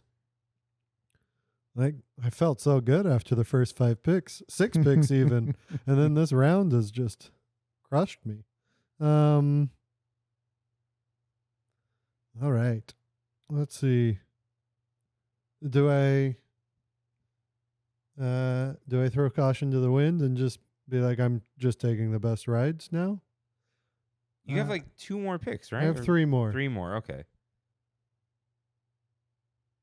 Think of what you want your pick. You know your picks. Did you write them down that you've gotten this time? Yeah, I have all my picks. Yeah, so just think of your park. Think of what you're going to explain at the end. I'm thinking about my strategy. I'm going to take Rise of the Resistance. Insane pick for what you've picked so far. No doubt about the best ride left. Yeah. And in the end, people just want to go to theme parks to ride the rides. Mm-hmm. Okay. No other notes? I'll say more later. Okay. Okay. He's just. I'm gonna spoil the rest of his list. It's just gonna be Guardians, Cosmic Rewind, and Cosmic Rewind still on the board. Still on the board this late. Okay, I know exactly why Cosmic Rewind is still on the board because it is a Guardians of the Galaxy ride. I think that's why it's still on the board. It's so true because it's such a good ride. But at the end of the day, you are shoving the Guardians of the Galaxy into your theme park. Yep. And you still might, but by the end of this, but it's not like on your initial build out. You have to make room for it. You have to figure out what pairs with it. Yeah. As you kind of do with Rise of the Resistance, but we'll see where it goes. Rise, they fit it behind Big Thunder Mountain and made it make sense. Yep. Guardians, you're just like, they're here. Yep. Mm-hmm. Peter Quill went to Epcot once. He loves it. They literally, that's their story, right? It is the story. I love Epcot. We're in a pavilion. All right. I don't care what remember of Horizons? Rise I get, by the way. I'll take Disneyland's because at least one of the cannons moves usually. Yeah. So we'll at least before the vehicles. Do you know our theory behind that? I don't think I do. So for Disneyland 70th, they did the ride-throughs on Disney Plus. Yeah. So I think it was Freddy's theory is that they got the Disney Plus division to pay to fix the That makes sense. That makes sense. Yeah. Okay. Gotta corporate it up, you know. So my next Get the money from pick, somewhere. My next pick, Grizzly River Run. Beautiful. Oh. You had that on there? No. Oh, It eliminates an option for me, which is actually really funny. I had it as my 43rd option, but 43rd. I can't tell if he's joking. No, it's on here as 43. How bad did you think this? Like, what kind of bloodbath did you? Wait, did you think Rain was going to be here initially? No, I just like to rank things. Okay. I was like, we got to do a rank episode one day, a ranking thing. Oh yeah, I'll be here. The rankings. My Kirk's my dream maker. Do you want that title? Dreamweaver. Dream- Dreamweaver. Yeah, what's dream maker? What's that? What's the I don't think difference that's a bad thing. Okay, Just okay. Dreamweaver. Yeah. You look. You achieve your own dreams as well. Oh, I think I help try weave to. weave I some fail of them together. constantly, but I try to. Yeah. For those who don't know, here's the thing. I weave the tapestry. I let it happen. But you were like, we should do Hot Dog of the Month Club. And I was like, yes, we should. Like, I Thank you gave you so that, much. like, I gave you the thread, Yeah. you know? You showed up. Yeah. Yeah. And then, hey, let's do something weird. I want the draft. All right. Yep. Let's do the draft. And now Draftin is a bi-weekly show here on. Oh, sorry. Are you editing? Do you know how to edit? Go ahead. I can edit a podcast, and just not very well. Oh, wait. Yeah. You have like 4 podcasts on the side. I forgot about that. You don't have to edit any audio. It just comes out clean. So what are you editing? Huh? What are you editing? Oh, no. I do have a preset Oh, okay. on Premiere. Yeah. What do you use? I just edit straight from like usually Audacity. Okay. It's not Audacity great. works. You throw one effect on there. It's fine. Yeah. Okay. So yeah, I'm taking Grizzly River Run. I want the Grizzly. I want the river. I want the water. Comes with the river. I think it's a fun ride too. You can convince kids to get on it. You know? Because kids are like, that's scary, but I also want to get wet. So that appeals to that. No, water rides don't scare kids as much as like big roller coasters. Yeah, because it's not a big scary car. I was the same way when I was a kid. So my next pick, I don't think anyone was going to guess this. This is your 9th pick? Yes. The DisneySea Transit Steamer Line. Beautiful. So this is a... Trains and mountains. Come to Kirk's Park. Yeah, this is which is funny because I'm not like a trains guy. But this is the boats. Oh, you said steamer line. I'm yeah, sorry. that was the DisneySea Electric Railway. Yeah, you're right. Which was my second alternative to if someone took the Disneyland Railroad. Okay. So I thought about it. Transportation. Yeah. So this is a little bit of transportation. Actually, an efficient way to get around that park because if the line's not long, because that park is huge. It is enormous. So they're cool little steamers. There's 3 stops in 3 different areas. Obviously, I don't get all of that with it, but it's also like a great way to. It's like you're just a step above the canoes. Because like there aren't bigger boats, but like big things are going on, and these boats just kind of you just glide through. Yeah. Where like when you're on the Mark Twain, you're on the Mark Twain, right? Yeah. But this is just like, hey, we're just passing by, just passing through. Yeah. So it's cute. It's got like light narration, I think. It's one of those things. Animal Kingdom, I believe, when it opened, had transportation. Yeah, exactly.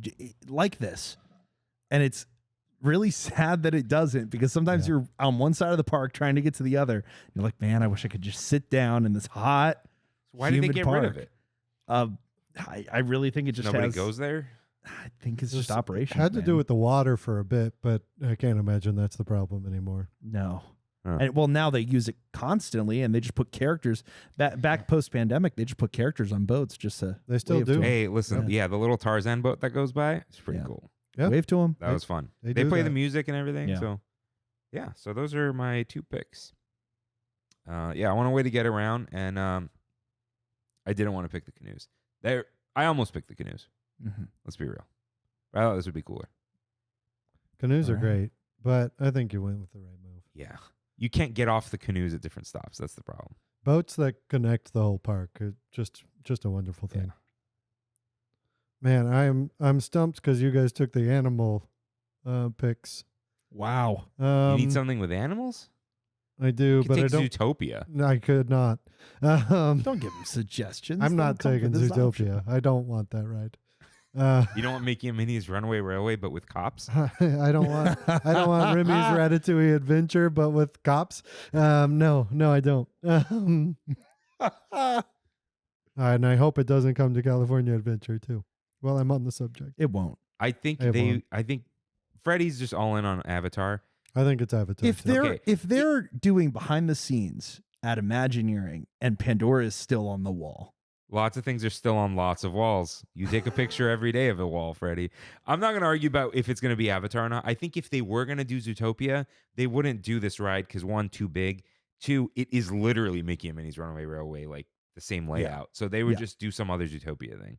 No, I would hope that's so true. Yeah. I also just don't think Zootopia is like, it doesn't do a lot for me. So yeah, I'm in the, I don't care about Avatar as much as Freddy does, but like, I just want something pretty, especially in California Adventure where there's parts of the park that just look bad.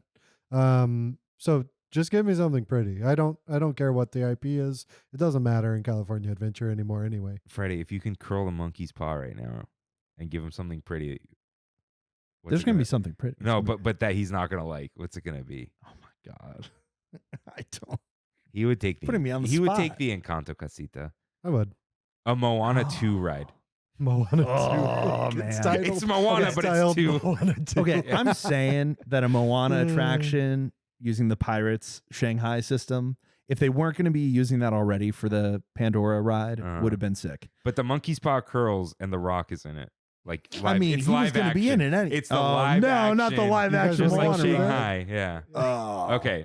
So Andrew, you're Realm 46. of the Monsters, man. What's on 46? The 46 is deleted. 45 is Tiana's. It's the last. Can we pick Tiana's? But it's 45. Just in case. Hey, you do get a lot of critters Andrew, on that ride. Andrew, You get a lot of Andrew. animals. I know, that's why I listed it. Okay. If it came down to your last pick, only 29 rides will have been picked. And you have 45 on there. But you got to have options to fit in with what you've picked before. Oh, so he's okay. playing that way. He's playing Spiderweb like. Oh, no, I'm doing that too. But we'll reveal at the end. Let's go, Okay. Andrew. Let's Yeah. go. Because I just have one pick and you guys are never going to guess it. You might actually. Andrew, go ahead. I'll do Space Mountain. Which one? Tokyo?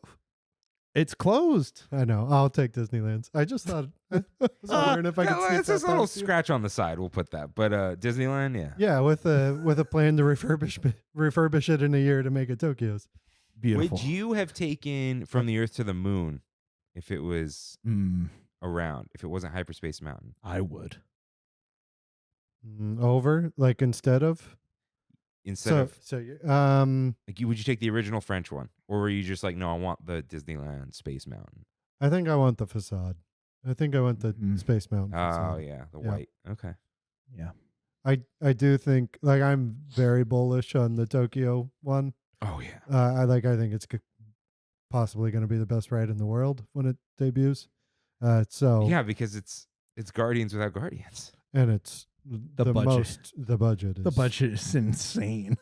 So I just want that as a footnote, like similar to the Yeti. I want that as a footnote. Like, okay, this is. I would if I mean, could. I'd handshake on the Yeti to. Whoa! Make it some side deal. I would. Okay. I will allow a good side deal. Love. Yeah. I'll do it right now. All right. You need to physically shake hands. All right. You get the Yeti. I get Tokyo Disney. You get Space Mountain. Man, what beautiful theme parks we have now. Tokyo Space Mountain.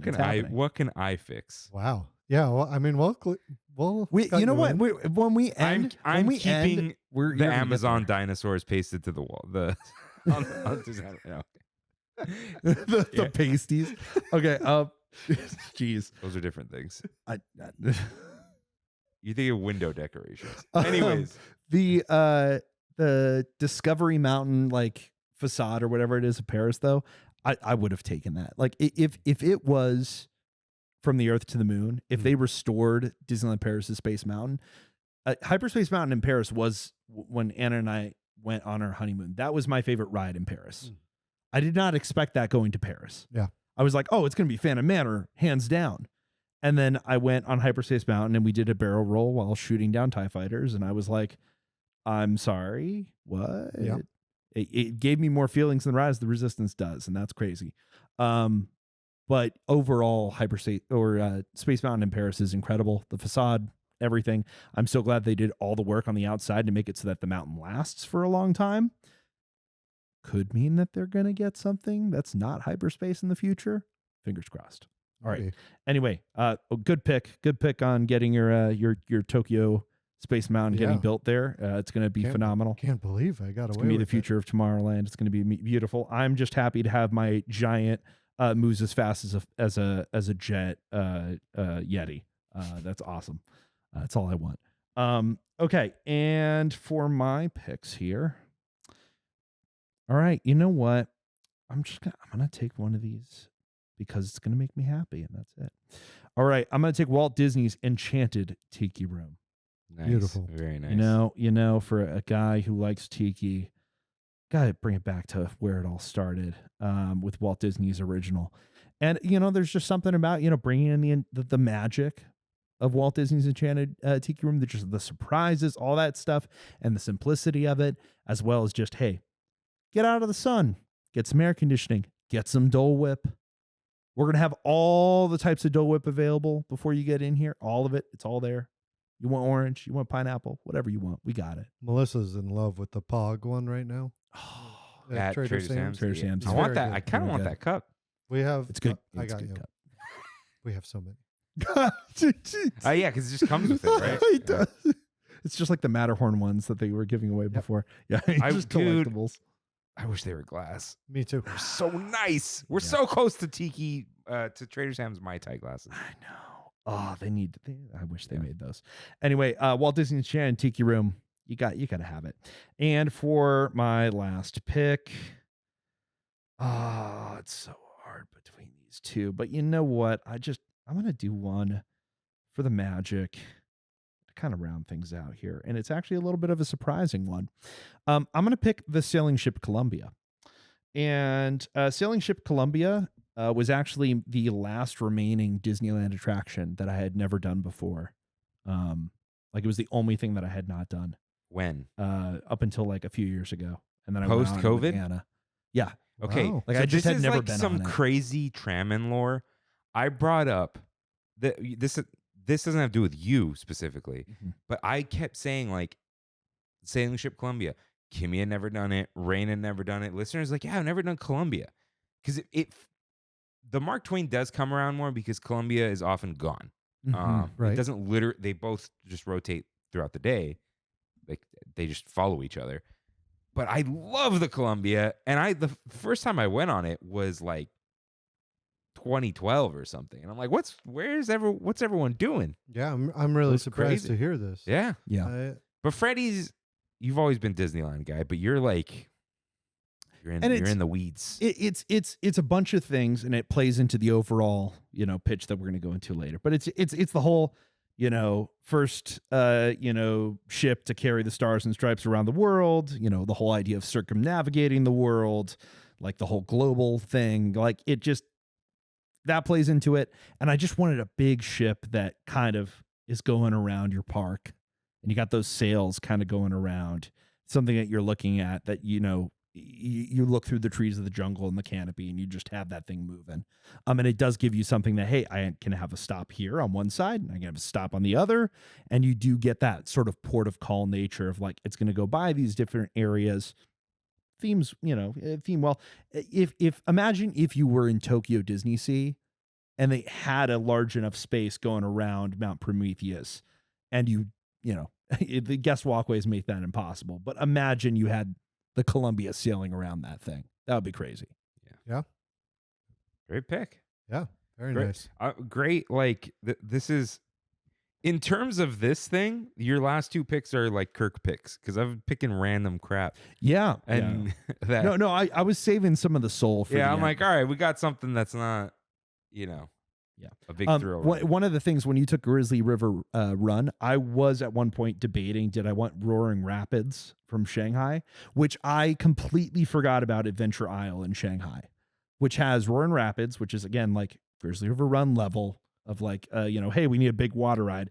And then it also has Camp Discovery, which is like the giant climbing course that they have there, which people claim is like, again, a dark horse of attraction. Challenge Trails Camp. Yeah, the Challenge Trails at Camp Discovery. Yeah. It is on my list. And I'm going to talk out my last pick, but if you have more to say. You do it.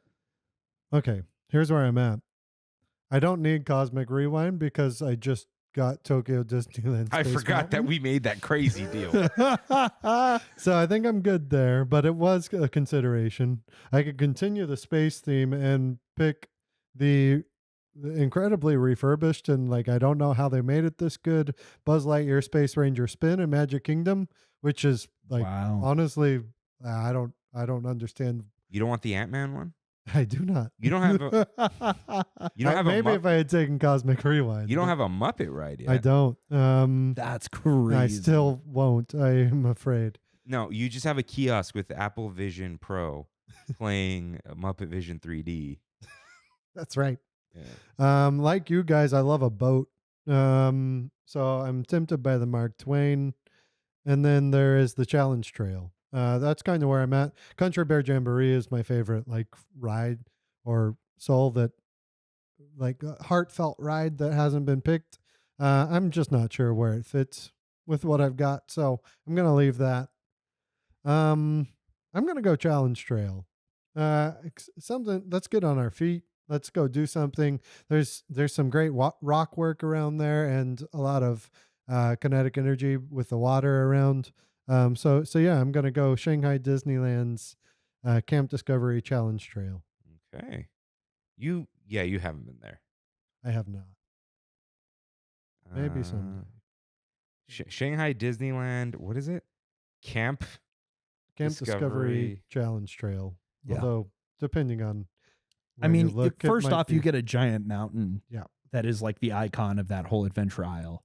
That then the water ride is going around, and then you're like climbing up on it, and there's 3 levels of difficulty that you can choose from, and you're actually like, here's your harness, here's your thing, and they created something that was actually efficient to work as an attraction that is also a climbing course. I love a walkthrough ride. I thought about taking Fortress Explorations because this thing's crazy. This is what it looks like. Yes, with the rails there, and I mean it's built in. It's crazy. Oh, it's like a real we have these here like. This is an adult. Yes. No, it's an adult thing, okay. But it is not. It's crazy because so many people were like, they could never build this in the United States, and it's like they have this in the Great Wolf Lodge, like and stuff. It's like they do. It's just at Disney Park you normally wouldn't because of lawyer. You know, like they normally wouldn't, but you could. Yeah. They get rid of it. They still have the Challenge Trail at Grizzly Peak. Like it's like they can still do stuff. It's just they spent money here where they normally wouldn't because Shanghai. Yeah. Yeah. Nice. Yeah, I didn't even know of that thing's existence. Yeah. And it's also it's not SEA. It's actually like a different organization. But there's like a whole lore of an airship that crashed on Discovery Isle. And then everything's like built out of the airship parts. Yeah. So communism gets you. Oh, I just gave a thumbs up after that. I forgot I was on I love your audio pod. Yeah, no. Oh, right. So, the final pick. Yes. Redwood Creek Challenge Trail. Okay. Wow, nice. I love this. When you said Challenge Trail, my heart skipped a beat. I'm like, I'm not going to say which one out loud. Yeah. I like. They're all great. Yeah. Yep. They're all wonderful. You say all. Is there a third one? Fortress Explorations. I'd sort of include. It's different. I thought about taking that. It's beautiful. Yeah. It shouldn't exist in a theme park. Beautiful. Like it's part science museum, part playground. It's crazy. But yeah. Plus scavenger hunt, kind of. You know, and there's a restaurant in it. Do it. And there's a restaurant in it. Never mind. No, I'm just kidding. Yeah. I love it. It's a whole thing. Yeah, I definitely thought about it, but I'm like, let's round it off with Redwood Creek Challenge Trail. I love it so much. I actually every couple months I do it. Yeah, because it's very pretty. It's very fun. Very peaceful. Great way to get the kids to fall asleep. Yeah, not my kids, but guard your kids while Kirk's going down the slide. No, I watch. I don't go down the slide. I run down the rope thing. Yeah, me too. Dude, I run into the padding. Like, look, it's there for a reason. So yeah, love Redwood Creek Challenge Trail. Had to grab that. So that's all of our picks. All right. So the picks have been made. Before we read everyone's picks, Andrew's going to do a live taste test of Dr. Pepper Zero Sugar Creamy Coconut. The Dreamweaver's here, and he brought me... Yeah, he was like, hey, you know what I saw in the store the other day? I'm like, oh, boy. I have 100 of them. So... Here we go. creamy coconut live taste test. That's pretty good. Yeah. That is pretty nice. It kind of masks the zero sugar of it all. Oh yeah, because it tastes so sweet. Uh-huh. It's truly creamy, it feels like. It really is. And it's one of those things. If you like coconut, you will like this. Yeah. If you say, it's already over, man. It's pure coconut. No, this is good. Yeah. So you like a coconut coffee? Like a coconut iced coffee? that's one of the only like sugared coffees I like. A Really? coconut macadamia iced latte. Yeah, that's it. Yeah. That's the good stuff. Yeah. Because I'm like, no, black coffee or like a touch of milk. But when they have the coconut macadamia, I'm like, I'm going to taste the island today. And I take those vibes over anything. So the island. yeah. Good stuff. It's limited edition, but it supposedly are going to make it permanent. Let's hope so. Yeah. Because it's way better than strawberries and cream. That one's kind of gross. I've never done it. It just tastes sugary as opposed to like, I'm going to say the last thing I'm going to say about this creamy coconut because I can go on. Usually when that type of coconut flavor comes with lots of sugar and calories. Right. You need a pina colada. Yeah. And this is like, hey, it's a Dr. Pepper Zero. All right. I'll take it. You sold me. And the can is very pretty. It is a nice can. Yeah. The logo's cool. Yeah. Anyways. Yeah. I'm going to read everyone's lightning round picks, and then you can go down it again if you want. But this is like, in case people did not keep track, here's your chance. Do you want us to just list our own picks? Again. No, I got them right. I got mine right here. I have all of them. Okay. Okay. do Let me whatever. just blast through them. Let me just blast through them. So, Sure. dear listener, if you want to write these down, I, Kirk, picked Big Thunder Mountain Railroad Paris, Disneyland Railroad, Matterhorn Bobsleds, Radiator Springs Racers, Splash Mountain, Tokyo Disneyland, Soarin' Over California at California Adventure, Jungle Cruise from Disneyland, Grizzly River Run, DisneySea Transit Steamer Line, and Redwood Creek Challenge Trail. Andrew picked Pirates of the Caribbean from Disneyland? Yes. Yes. Haunted Mansion from Magic Kingdom, Journey to the Center of the Earth, Peter Pan's Neverland Adventure, Enchanted Tale of Beauty and the Beast, Kilimanjaro Safaris, Pooh's Honey Hunt, Rise of the Resistance from Disneyland, Space Mountain negotiated to Tokyo Disneyland, and Shanghai Disneyland Camp Discovery Challenge Trail. Freddy had Indiana Jones Adventure, the original, Mystic Manor, Expedition Everest, Tower of Terror at DisneySea, Anna and Elsa's Frozen Journey, Flight of Passage, 20,000 Leagues Under the Sea from DisneySea, Sinbad's Storybook Voyage, Walt Disney's Enchanted Tiki Room, and Sailing Ship Columbia. So now we are going to give our little park pitch, and you can, if you'd like, at this point, give us your original list so we can kind of see what you were picturing and then what you're going to build out. So, Andrew, take it I'm away. going first? Yeah, why not? All right. Do you guys have a name? I didn't name mine. I was trying to come up with a name. You don't I have have a to. name. Of course. But Freddy. I'm going to Freddy get has a there, you name. know. Yeah. Maybe we'll help you name it. But what was your original list? So I went a totally different strategy than both of you. Oh, what was this? I ranked the 45 best rides that I thought would be best to start a theme park with, and then just went. Like I'm just like, I'm going to get the best rides. That's what people will come for. Interesting. And then my plan was get to like 7th or 8th pick and then round it out a little bit if I needed to. Like pick the filler. So if I Camp needed to. Discovery wasn't number 10. Camp Discovery was number 41. But I was like, I think this kind of fits in with what I'm going with now that I'm 7 or 8 picks in. okay, so yeah, give us your park. That strategy worked except for one pick. Which was? Safaris. Because I was going to go safaris and then follow it up with Jungle Cruise So you're and gonna have just like a little animal area. And then Jungle Cruise is gone. It's going to follow it up with Sinbad because like that ride is a fun little journey through animal filled areas and stuff like that. That was gone. So it worked other than that. I made fun of Kirk because he picked a lot of mountains, but my park revolves around mountains. I have a giant one in the center. Yeah. On the left, I am not going to name these lands. I'm just going to tell you the layout and how they all kind of fit together. On the left is very similar to Disneyland's New Orleans Square. We have Pirates of the Caribbean and Haunted Mansion. No mountains there, but definitely a vibe. Definitely, there's something about Pirates and Haunted Mansion that don't feel. I mean, they aren't Fantasyland rides. They aren't nature-y per se, but they do have like a weird spirituality. I can't talk. Spirituality. There we go. Sound it out. He's a writer. He's a writer. They have something mystical about them. And so we're starting there on the left, and then as we go around, the rest of the park, if you picture kind of a semicircle around Journey and that volcano, is going to be filled with spires and mountains.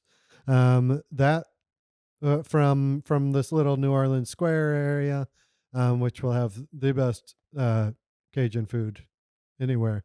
We're going to kind of the Fantasyland section, and that the background of that's going to be the spires from Peter Pan's Neverland Adventure, which is a pretty great backdrop for a land. You kind of see that up against the Mount Prometheus in DisneySea. It works really well, and that's where all of the Fantasyland rides I took are. Pooh's Honey Hunt might be a little loose on the theme. I do feel like Enchanted Tale of Beauty and the Beast fits in with that kind of foggy castle. It fits in with these mountains, and we're out in these mystical nature areas. And then as we continue going on, so that's kind of the fantasy area.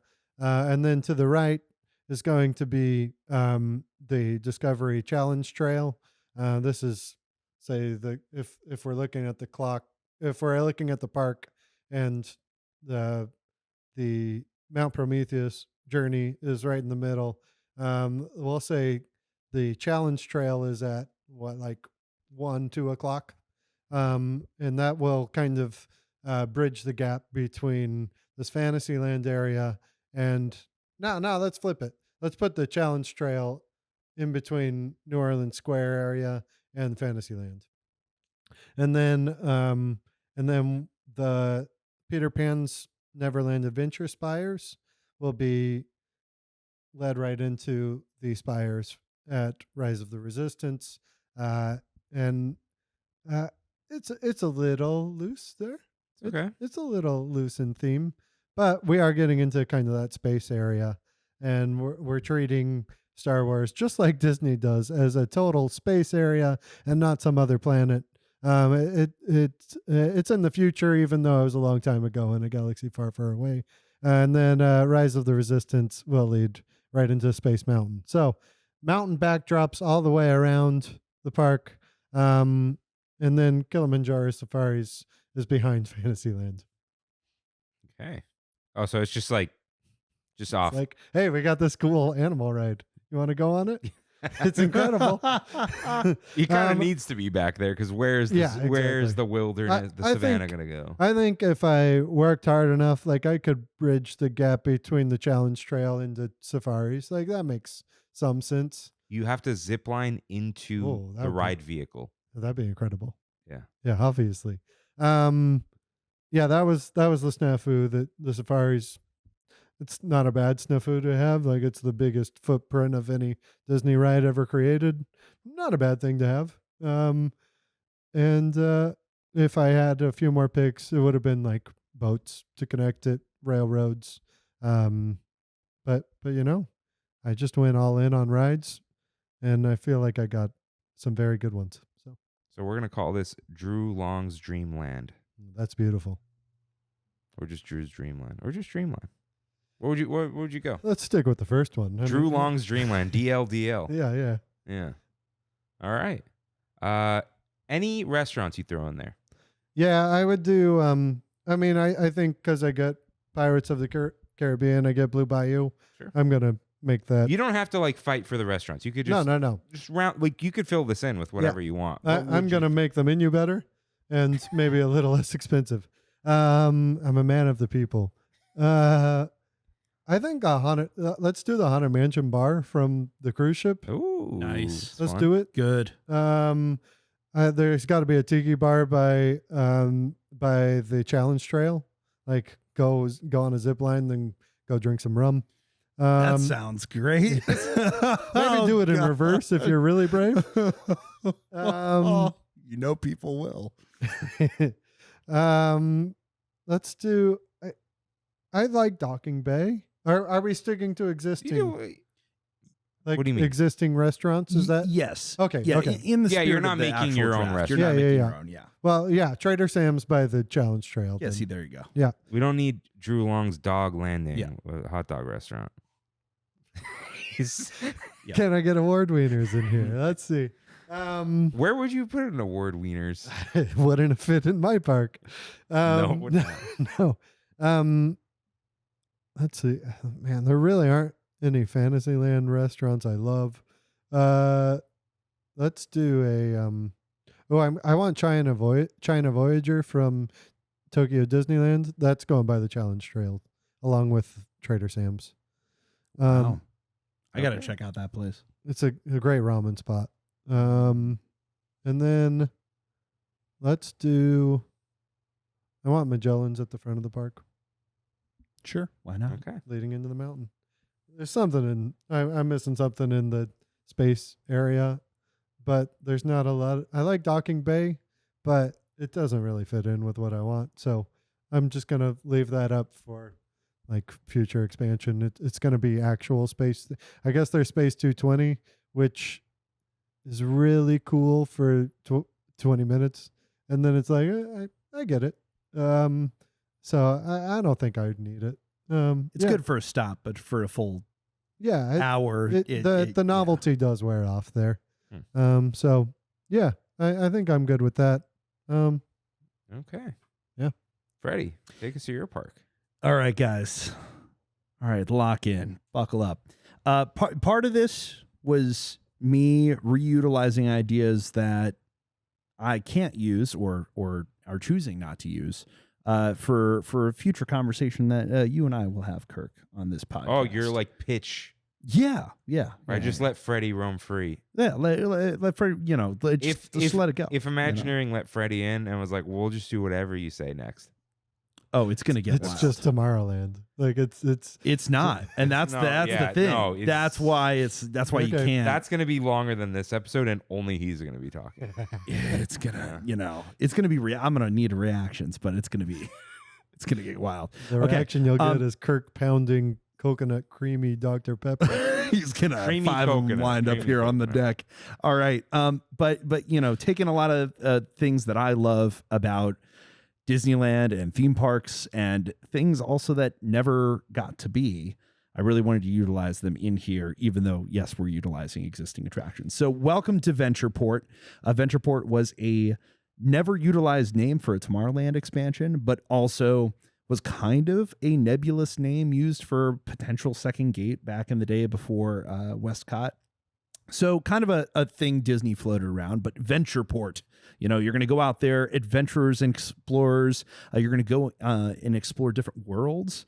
And the idea really that I wanted was a travel log approach to a theme park, incentivizing discovery around every corner. One of the best things about theme parks is when you get to go into a place and you have different passageways, different directions that you can go. One of the coolest things about Animal Kingdom is when you first enter that park that you have different choices in terms of how do you want to get to the Tree of Life.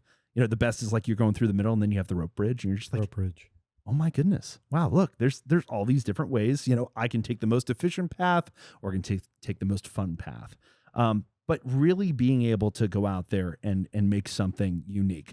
Now, of course, all of those adventure ideas and exploration ideas led to a original list, and I'll get to that in a moment. That was way more exploration and adventure heavy. And that had to modify over time, not just before our actual draft, but like in the draft itself. And I'm actually pretty happy with what I ended up here.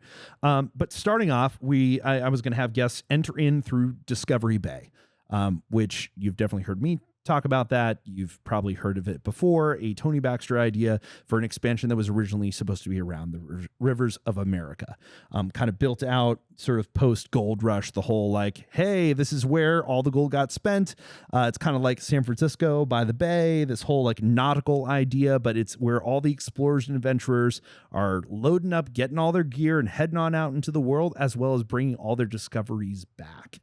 And so almost like Islands of Adventure, where you have that port of entry idea. I really want guests to enter into this park from that perspective of, hey, we're going to go out on these adventures. You're going to have banners that are in that travelogue style of the different worlds that you could go to. So it's kind of fun that you have, Scandinavia and you have, Frozen there. So even though you have a fantasy setting, you can kind of still include it in your adventure style.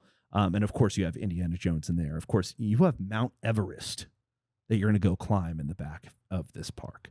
But we get through into Discovery Bay, and here at the very front, we were going to have Tower of Terror, incorporating a lot of those ideas of, hey, all the artifacts we brought back and everything like that. I mean, you have Harrison Hightower, just like a wild character that you have both as a villainous person depicted in the attraction, and then also like, hey, this was your undoing, like you caused this yourself. But just a mega thrill attraction as well, even though it's a little toned down in the Tokyo version. And I want that randomization drops. I want all the things of the more extreme version, which they keep changing the name of. You still want something in there that, hey, it's bringing the thrills as well as tying into your core story. And I like that Discovery Bay, because of this draft, isn't just getting, because I don't have the volcano in the middle of the park, as I originally had dreamt. Sorry. That's okay. Not that sorry, but because I think a little bit, maybe. I think it's kind of fun because Discovery Bay now, when you walk in, doesn't just have Tower of Terror down there on the left-hand side. You go off to the right and there's the Nautilus, and now you have 20,000 Leagues Under the Sea. And so you have an attraction with a height requirement, attraction with no height requirement. So there's balance in the force here. But the whole thing with Discovery Bay too, I really liked that San Francisco sort of attachment, the idea of a port that you were going out from, and the fact that it has kind of been hijacked and elevated by both the incentive to explore as well as everything being brought back. So tying in, I was doing like a little bit of research here, and there's actually a building. This called, guy's note is insane. Oh, it's insane. I'll show you afterwards. It actually gets crazier. I'll show you in a minute. But there's a skyscraper, one of the first skyscrapers in San Francisco, called the Call Building. And let me pull up the actual image of this thing. But this is like literally before the 1906 earthquake. And I was like, what better way of timing this? Like, if I'm making any sort of modification in this thing, I'm like, you got to time it with the San Francisco earthquake. And you're timing it of like the night the earthquake happens is him doing the whole thing, and Shariki Untundu, causes the whole thing. And now the earthquake causes the tower to have a slash through it. Let me see here. Oh yeah, there you go. Oh, he's got photos. I mean, what is if that's not your Tower of Terror, very little modification to the existing one that's in Tokyo. But I'm just saying that the Tokyo one is a New York skyscraper and very much based off of those types of structures. And I'm saying that Discovery Bay, playing more off of San Francisco, has to have more of that feel. So, playing a little bit off of there. So I'm already doing the Imagineering bit there, but not to get too bogged down in the entry land. As soon as we exit that, we're going to cross our own version of the Golden Gate Bridge. And we're going to head over on our own adventure into the Lost River Delta to Indiana Jones and the Temple of the Forbidden Eye. And when we cross over, I just, you got to put a full Pan Am Clipper plane, just like the one that he takes in Raiders of the Lost Ark. You just got to plop that right there, right next to the river. Don't worry, we're going to circle back to that with our last attraction here. But the whole Temple of the Forbidden Eye thing, I love the Disneyland version. If that building could be slightly larger, just so you can actually see that out of the jungle canopy, that's kind of my only notes really there. As well as if you're building that thing in a park where you don't have to go all the way out to the parking lot, you probably don't need to hike as far. It's nice to have that queue, It'd be better if it was probably more enclosed and you were able to have a bigger room, like in the Tokyo DisneySea version. Still love the theme of Temple of the Forbidden Eye. We're not modifying the ride. The ride is the ride. You can't modify the ride. Just saying. Mm-hmm. Slightly taller temple. That's all you can do. If you look at the original concept art, man, you got some Thailand influences in there, some a little bit, kind of getting in a little bit, expanding into South Asia there, and I really like that. Really love playing off of that theme, especially kind of moving from Thailand towards Nepal, which obviously you have Expedition Everest. So that would be the next attraction that would be right next door. Putting those two right next to each other, I mean, you even have the fact that Indiana Jones flies to Nepal to go get Marion Ravenwood.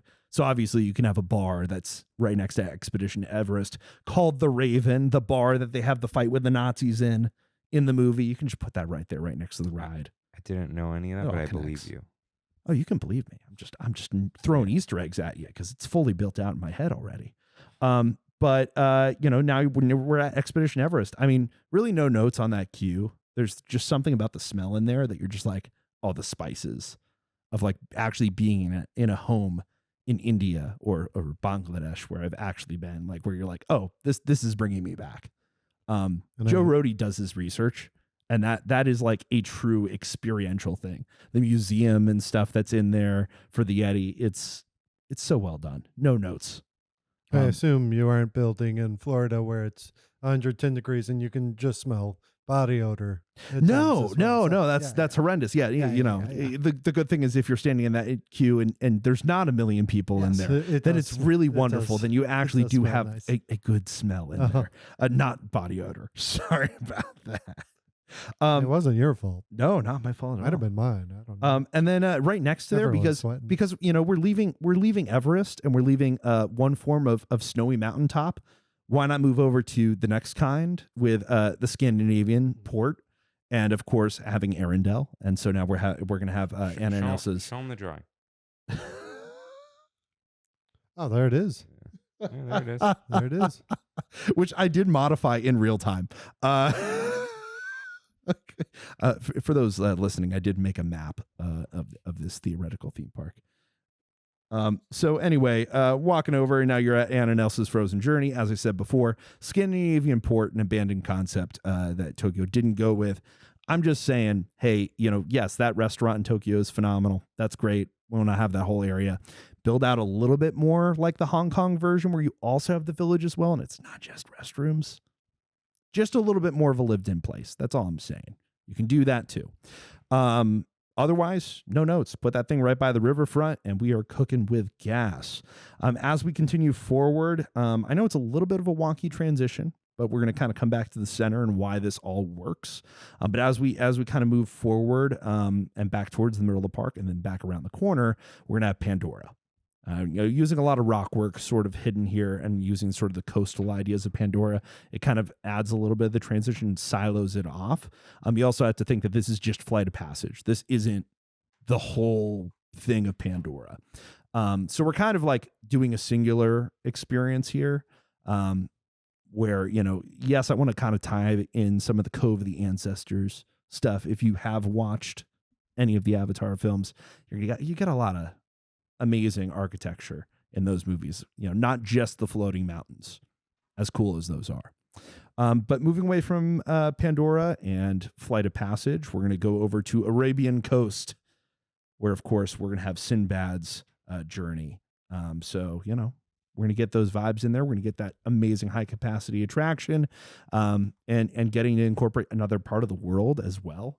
I mean, what I like is like going around here. It's like, okay, cool. We're already kind of getting this mixture of adventure as well as kind of its own version of the World Showcase. Mm-hmm. It's like, hey, I want to give you something really fun here.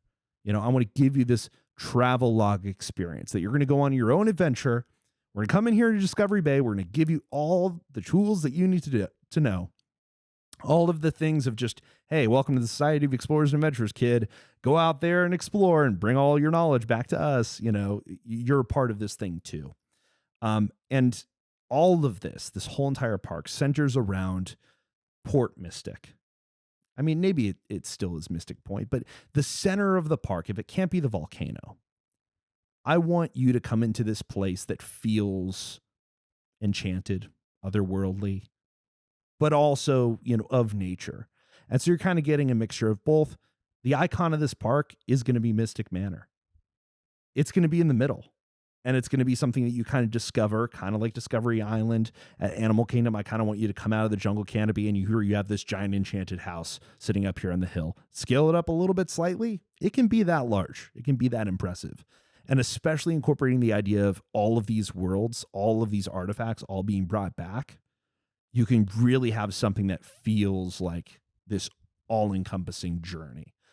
Included in here, I'm going to put Enchanted Tiki Room. Like that it's a part of this world too. I'm putting Trader Sam's in there. We're getting tiki. This is the tiki place.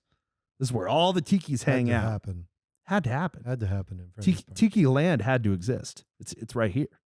So you cross your way, from Discovery Bay, and you're right in here, right in the thick of it, with Port Mystic. And so it's all built around. And of course, the last thing to talk about would be the Columbia. Columbia sailing around the river here. I didn't have a name for the river, but overall, you're like traveling around essentially the rivers of the world, which is a way to do it. It's the rivers of the world. And, being able to pass all of these different places, if you have a port of call that's going to be at Discovery Bay and a port of call that's the Scandinavian port, it just makes sense where you would have a tall ship park and be able to have people, board and disembark. I also found, hey, you can reference Californian clipper ships as you pass a Pan American clipper plane next to Indiana Jones. So that was my little tie-in there. But kind of that's the idea here, just adventure discovery, going out there and really kind of encompassing this whole journey together. I actually felt really good about the overall pitch in the end. I definitely had other things like Pirates of the Caribbean in there, Neverland, all of these that could have been incorporated very easily into those ideas. But I think in the end, I like where we landed here. So that's Ventureport. It's a very Animal Kingdom idea fit into a DisneySea Islands of Adventure style theme park. Oh, yeah. All things I like. Mm-hmm. Same. I mostly like Islands of Adventure. Some parts it's very few parts of Islands of Adventure do I fully love. Yes, that's I like where you're headed, and then from there it's just all downhill. Yes. And then you have really nice highlights. Yeah. But overall, it's what happens when your park is built in the 90s. It was a good idea that wasn't fleshed out. Yeah. Kirk? It's the literary thing. All righty. Oh, he's almost there. Yeah. I'm just double checking I have everything here so I can describe it. It is a little helpful when you are I feel bad for you, Andrew. It's a little harder when you're like, okay, I'm trying to visualize this thing and to tell you this narrative. Here is my original map, Andrew, if you want to take a look at that. Oh, yeah. Complete with a little skull emoji where Skull Rock would be as a transition between Pirates of the Caribbean and Neverland. Yeah. Because obviously those things would be next to each other. Okay. So, for my park, Wild Woods, as I'm going to call it. Ah, the Wild Woods. Yeah. Double dubs. Wild Woods is a wilderness-themed park. Wonderful. Okay. Kind of, huh? I said wonderful. Oh, I thought you said waterfall. There are many waterfalls. Probably waterfalls as well. In my He did park. mention those waterfalls. Yeah. So don't go chasing them though. Yeah. I don't know the rest of that, but anyways.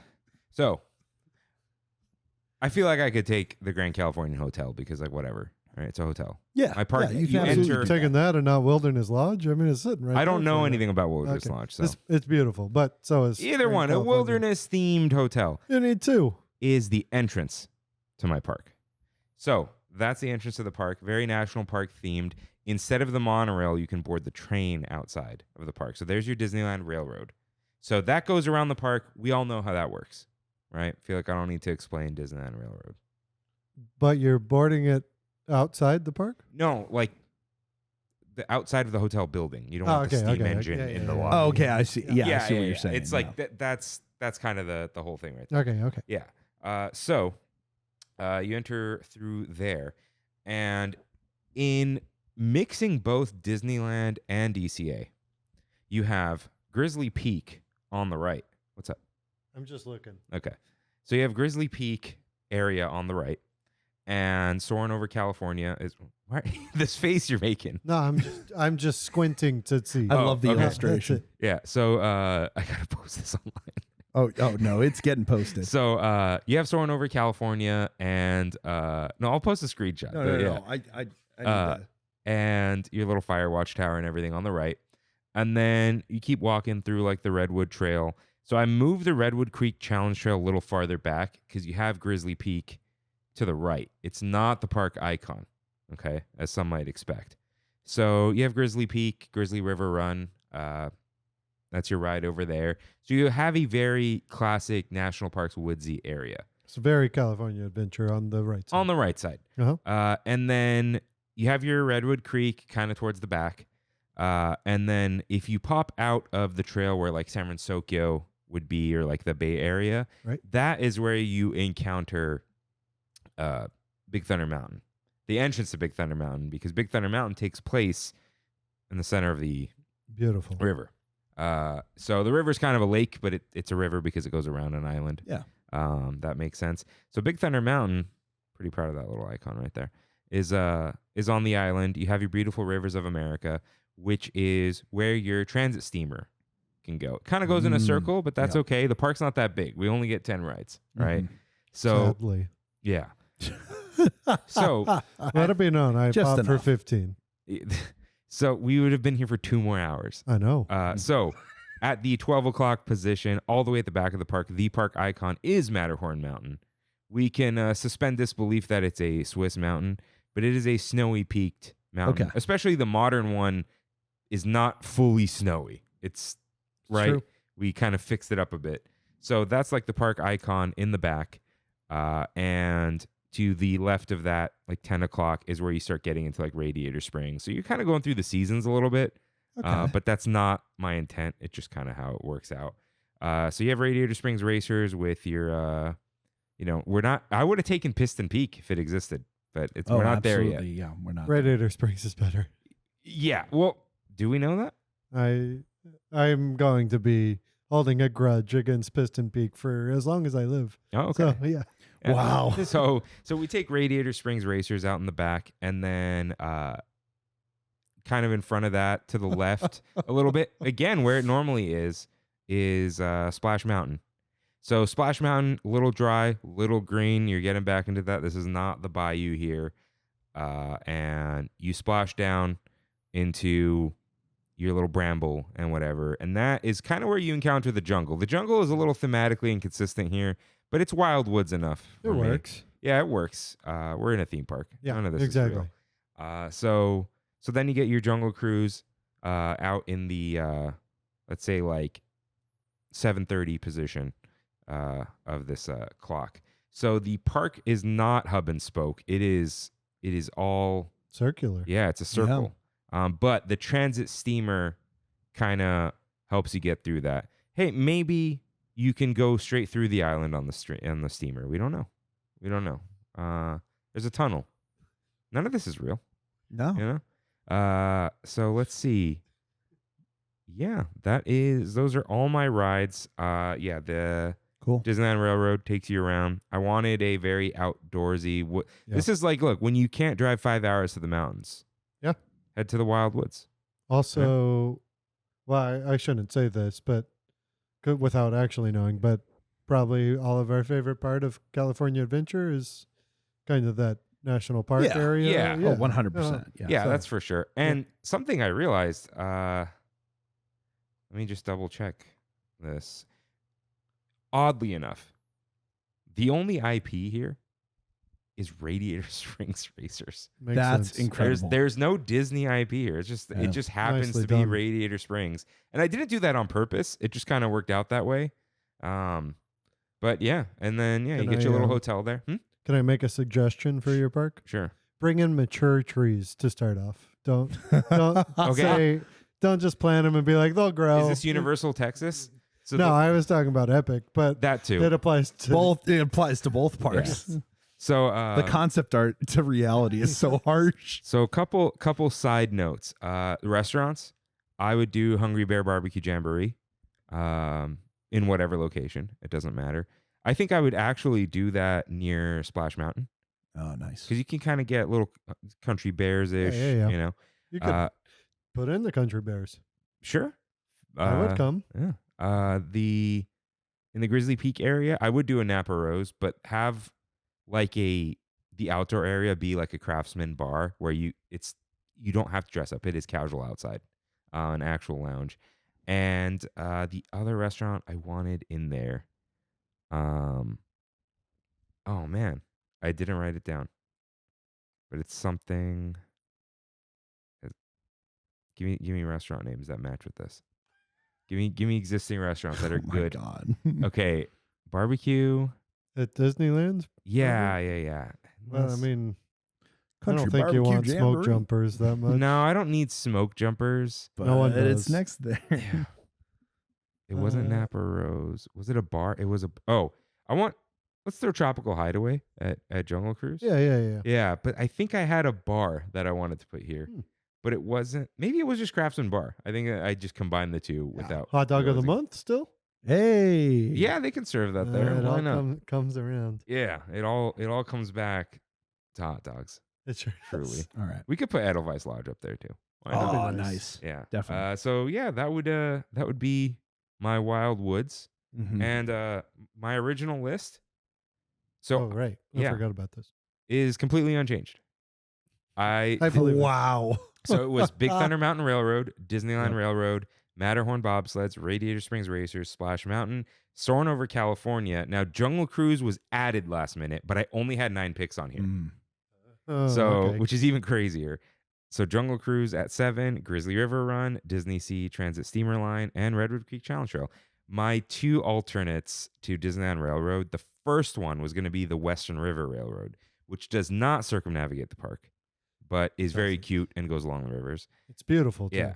And number 2 was going to be the DisneySea Electric Railway, which is a little Also steampunky. It was closed when I went, Yeah. probably because of the weird Discovery Bay crap they're doing. Who knows? Yeah. I I think no. they just take it down for refurbishment, Yeah. probably. So that was my alternate, but I didn't have to use any. So Nicely looks, done. Looks like I won. Well, I'm looking at Andrew, not you, Freddie. it's nicely done. Thank you. Yeah. Very good. I like both of your parks quite a lot. Thank you. I feel like I was very close to having a perfect draft.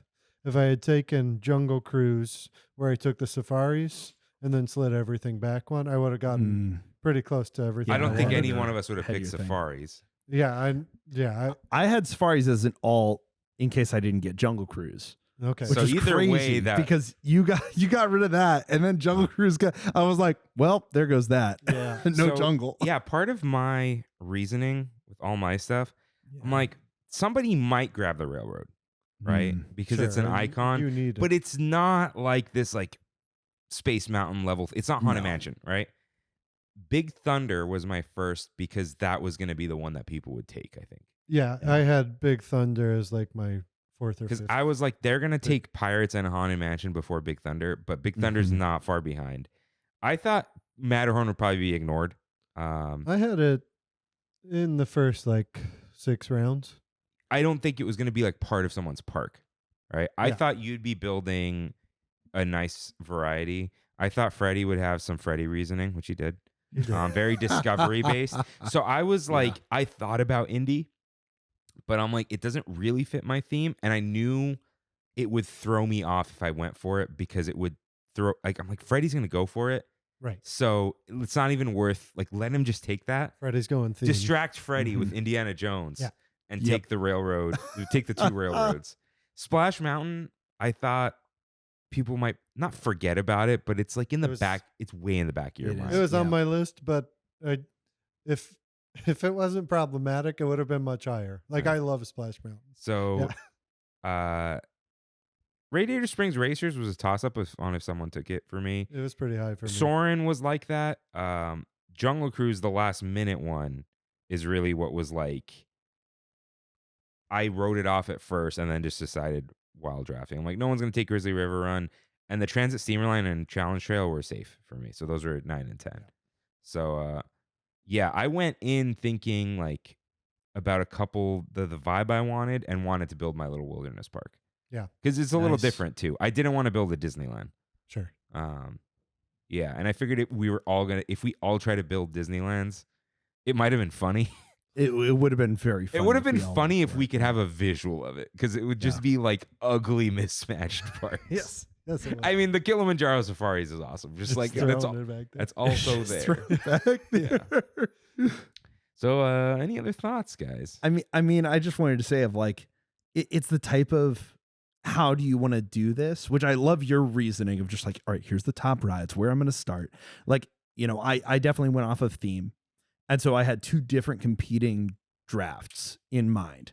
And when I ran out of rides and ran out of alts, that's how I knew which one to pick. Yeah. And so like my alt to this, so it was like, okay, either I'm going Adventure Discovery and heavy on the SEA, Jungle Cruise, Indiana Jones, all this other stuff, which again, I wanted Jungle Cruise. I might have moved it up higher just so I could like pitch, hey, we're going to finally do Tony Baxter's thing. And instead of having the temple, we're going to just have it run through the ride of Indiana Jones because it's right next door. We're going to do the whole thing that was originally intended. But it's like, you know, okay, cool. You can do all that stuff, but are you really going to create something that is balanced, that actually has proper variety? You know, in the end, it's like you do actually want something that people would think is cool, right? You don't want just one thing that is just one color. Yeah. You know, you don't go to a theme park and it's just, that's it. You know, there's a reason that you go to Epic Universe and it's 4 completely different things that do not mesh together, that are all separated out. It's like you're actually, someone might have a problem with that, but yeah, but like there, you know, there's a genuine, but like yours fits a lot. Like mentioning Epic along with your idea is doing your idea disservice, honestly. Like yours, it's true. Yours meshes together way better. Yeah, well, I came up with you said Epic. I'm like, reason. Freddy's. This is nothing like Epic Universe. Epic Universe is we created a fake in between land to just say you're in Fortnite. That's exactly what happened. And this instead, everything's incorporated in and plays back into each other. Mm-hmm. And that's like, there's some idea that Epic Universe originally was trying to play with that was way more incorporated into itself that very quickly went away. Yeah. And you can find that in like the concept art and in the exhibits that they have and in the behind the scenes. And it's just like, that's the creative getting slowly slipped away. But it's like, that's part of the fun of this draft is you're getting to do that. Like the only 2 rides on my original, or actually the only 3 rides on my original list that I didn't get were Journey to the Center of the Earth. Didn't get that volcano in the middle. Didn't get Peter Pan's Neverland Adventure because I wanted something piratey and also fantasy, which is also why I picked Anna Nelson's Frozen Journey. Is like, I can't have just one fantasy ride. Yeah. I need something else too. And then Scandinavia obviously is a good play. Okay, cool. I can put this next to the river. I can get something cool. I'm probably going to have some other picks and then I'll finally get the Columbia on there. Columbia was on the main list for a long time. So I have a question then. Yeah. I'm reading Mistborn right now. So this makes sense if you've read it. What is the 11th pick? Oh. We're not competing for it. What's your 11th pick? How do you round this off? The already chosen ones you can't take, though. Just whatever's left, what would you pick as your 11th pick?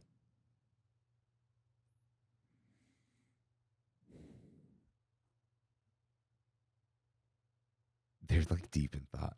I have such a stupid pick. What's yours? I want the canoes now. I think it would be fun because now you have the steamers and the canoes, and you're kind of at the same eye level. So yeah, I want the canoes. I'd probably go the Mark Twain.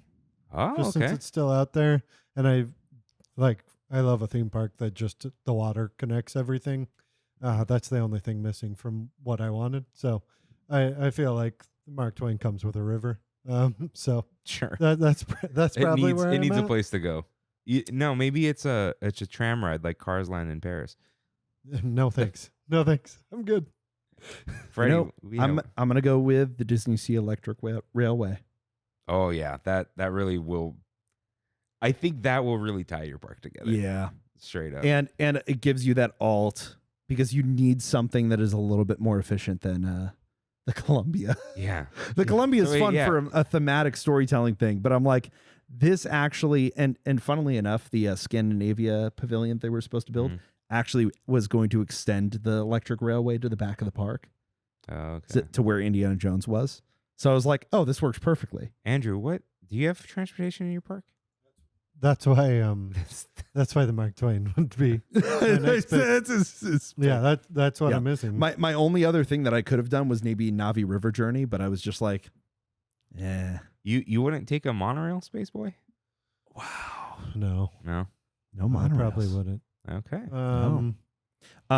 The only other thing that I didn't get to say that was on my list was the Pirates of the Caribbean, which I chose Disneyland Paris's because I think that's the best Pirates of the Caribbean. What does theirs do?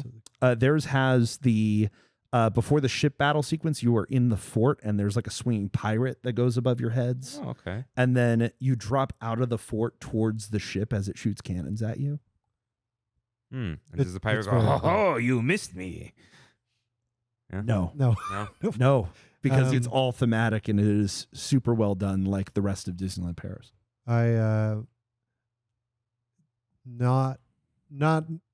If we disregard the new animatronic, I think the story is clearer. This poor guy got stuck with it. I think the story is clearer at Disneyland and like more interesting to me. That time travel, going back in time, seeing the backwards waterfall, all of that. But Disneyland Paris's Pirates is so beautiful and just a totally different idea too, while still kind of fitting in that same realm. And it's also just the whole facade. Like you walk up, cool. It's not a land, but the fact that you have a fully built out Spanish fort that you're walking Very towards cool. with all the cannons facing you, and then you have the Jolly Roger with Skull Rock just outside of Pirates of the Caribbean. You're like, okay, this is cool. And then there's Captain Jack's. Did you dine at Captain Jack's? I haven't been to Captain Jack's. You have to go to Captain Jack's. You need to go to Captain Jack's. Captain Jack's is their version of Blue Bayou, and it was actually the best food that we had in all of Paris. So that's saying something. I love Parisian food. So I like. Did you go to Walt? We did go to Walt. It was not good. Oh, really? Walt's food is not good. No, ours was amazing. Like, it's not good. Like, incredible meal. You go there for the view and for the amazing themed rooms. And if you're me, for the food. So we'll talk about that off the air. Oh, definitely. Yeah. Back to our draft and everything. Any final thoughts, really? Yeah. Oh, no, I would take the People Mover. Hey, there you go. There's Mover. one that didn't pop up. That's a good one. Forget the Mark Twain. Tie it all Forget in. the Mark Twain. There it is. Okay. I mean, that's kind of, you can modify all day. I think that's one of the things is just with a draft, you just can't second guess yourself. You know what I would do, Andrew? How many podcasts do you have right now? Is it just one. Just trip it to me? Yeah. Okay. If you wanted to redo this, you know what I think a cool twist would be? I have the Disney Parks Monopoly. Okay. Okay. Take the dollar values and attractions that are in that Oh. and then give everyone a budget. Okay. So you could just blow your budget on like a castle and Pirates of the Caribbean, or you could be like, I want all the little things. That'd be cool. And it wouldn't have to be to the constraints of Monopoly, but give things dollar values and have a bank. Have you guys ever done like an auction draft of Is any that, kind? I guess, what this is? Or Sort of. Oh, we're... That would have been interesting. It would have taken way longer, but it would have been interesting. Yeah, because then we got to do math and have a spreadsheet. Yeah, but like you get $500 and then you're bidding against each other, and that like I would have bid you up for Big Thunder. Or how high like, would you have gone for Big Thunder out of $500? You have 10 rides. Then I would have done each like one. You'd start at like $50, really. Yeah. But I would have done like 100 for Big Thunder. Got 101. Yeah. I think we all came in with slightly different strategies. Yeah. Mine was like a Field of Dreams, like if you build it, they will come sort of thing, where it's like I'm taking everything that I can. I think in a future draft, I think we need more constraints, or not rules like you can't do this, but more like, okay, you want to think of a theme for your park. You want to think of, or it wouldn't be theme park at this point or the next one, but it'd be like if it was this like theme park theme, more than one land. You need like 3 lands to fill out. How would you fill them out? And then kind of go from there. Because then you have to think of pairings. Becomes an actual challenge. Because I thought of pairings completely. Freddy thought of like his number one interests. Right. And then, I mean, this is one of my interests, but it's like all of it's a singular kind of theme. Yeah. And you were like, I want these pockets. I want the best rides I can. And I did like, I thought of this through the first like 7 or 8, where I was like, well, I want different kinds of rides that all have good capacity. And I feel like I ended up in a pretty good spot. with those, so. Yeah. All right. Well, thanks. It was a dream come true. I mean, everyone's pretty happy. I mean, I feel like this ended up in a spot though where it's like I think we all got to actually put ourselves out there in terms of, hey, this is how we would do this. Yep. So what would your next draft be? What do you want to draft? I mean, I'll draft anything. Yeah. That's the thing, is you're down to draft. So what? Are we sticking in? It doesn't have to be Disney theme parks anymore. Now, look, It's like, drafting. things you'd think Trammin listeners would be interested in, right? So it's like we did Probably theme parks, but maybe not. But like, okay, the tiki thing. Yeah. We have a lot of like tiki fans. Sure. And the people who aren't like, I love tiki bars, are like, yeah, I get it. I like the tiki room. Yeah, I like Trader Sam's or no. Like we wouldn't do video games and sports, right? We like sports, but Sure. also sports drafts are a thing already. And why would we do that here? Maybe like movie, TV, something, or Movies would be fun. or actors for a movie. I do a movie draft every year, which is very fun. Actor would be interesting. Yeah, like we have like these goals. Like, okay, you need to make you have to make a fairy tale. You have to make Sure. a sci-fi movie, Mm-hmm. and whatever, and you draft actors, and they can't be in other movies. Yep. Yeah, that'd be a good time. This is gonna be fun. Chain restaurants. Ooh, you can't be doing fast food and stuff with me, because I can go on and on and on. And I think that's gonna be it. I think it's gonna be a food one. We have to Food's pick. the way to go. Yeah. What if we tied in like Disney, like we do a Disney restaurant, Yeah. a Disneyland restaurant, California Adventure restaurant, fast food restaurant. You're just building.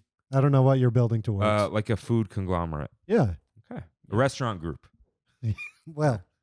Yeah. yeah. Your very own patina group. Yeah. So I guess that's what we'll do next. We'll do some sort of food thing. We'll iron out the details. Let us know if you want that soon, or if you're like, yeah, just do this in a few months. We don't know. You want my most like deranged draft idea? Yes. Let's end on your deranged draft. Best places to sit in the Disney parks. Ooh. Oh, okay. We kind of did the take a seat. Yeah, you did. Yeah, that was Yeah, the thing. but it's not a draft. It's not a And, draft. uh, Draft, Because you can did recontextualize we did paths it. with you. Actually, you did. I've also wanted to do trees at Disneyland, but Listen, I wasn't comfortable saying that at first. listen. Andrew, Satisfying Andrew. the deranged. do you think that in my little notes of future episodes, I haven't thought of the foliage of Disneyland? You Oh, really wow. think? You really think that I Be here. haven't thought of that? I don't even need to be on it. I just want to be here to witness the greatness. We'll foliage of get to that. But with that, thank you all for listening. Thank you, Freddy, for being here. A pleasure. Thank you, Andrew. Always a being joy.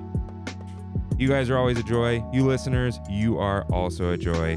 So with that, we'll see you next week and see you real soon. Bye.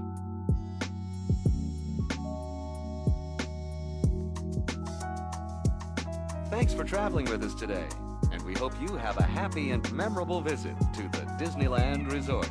Please lower your head, watch your step, and exit to the driver's right-hand side only.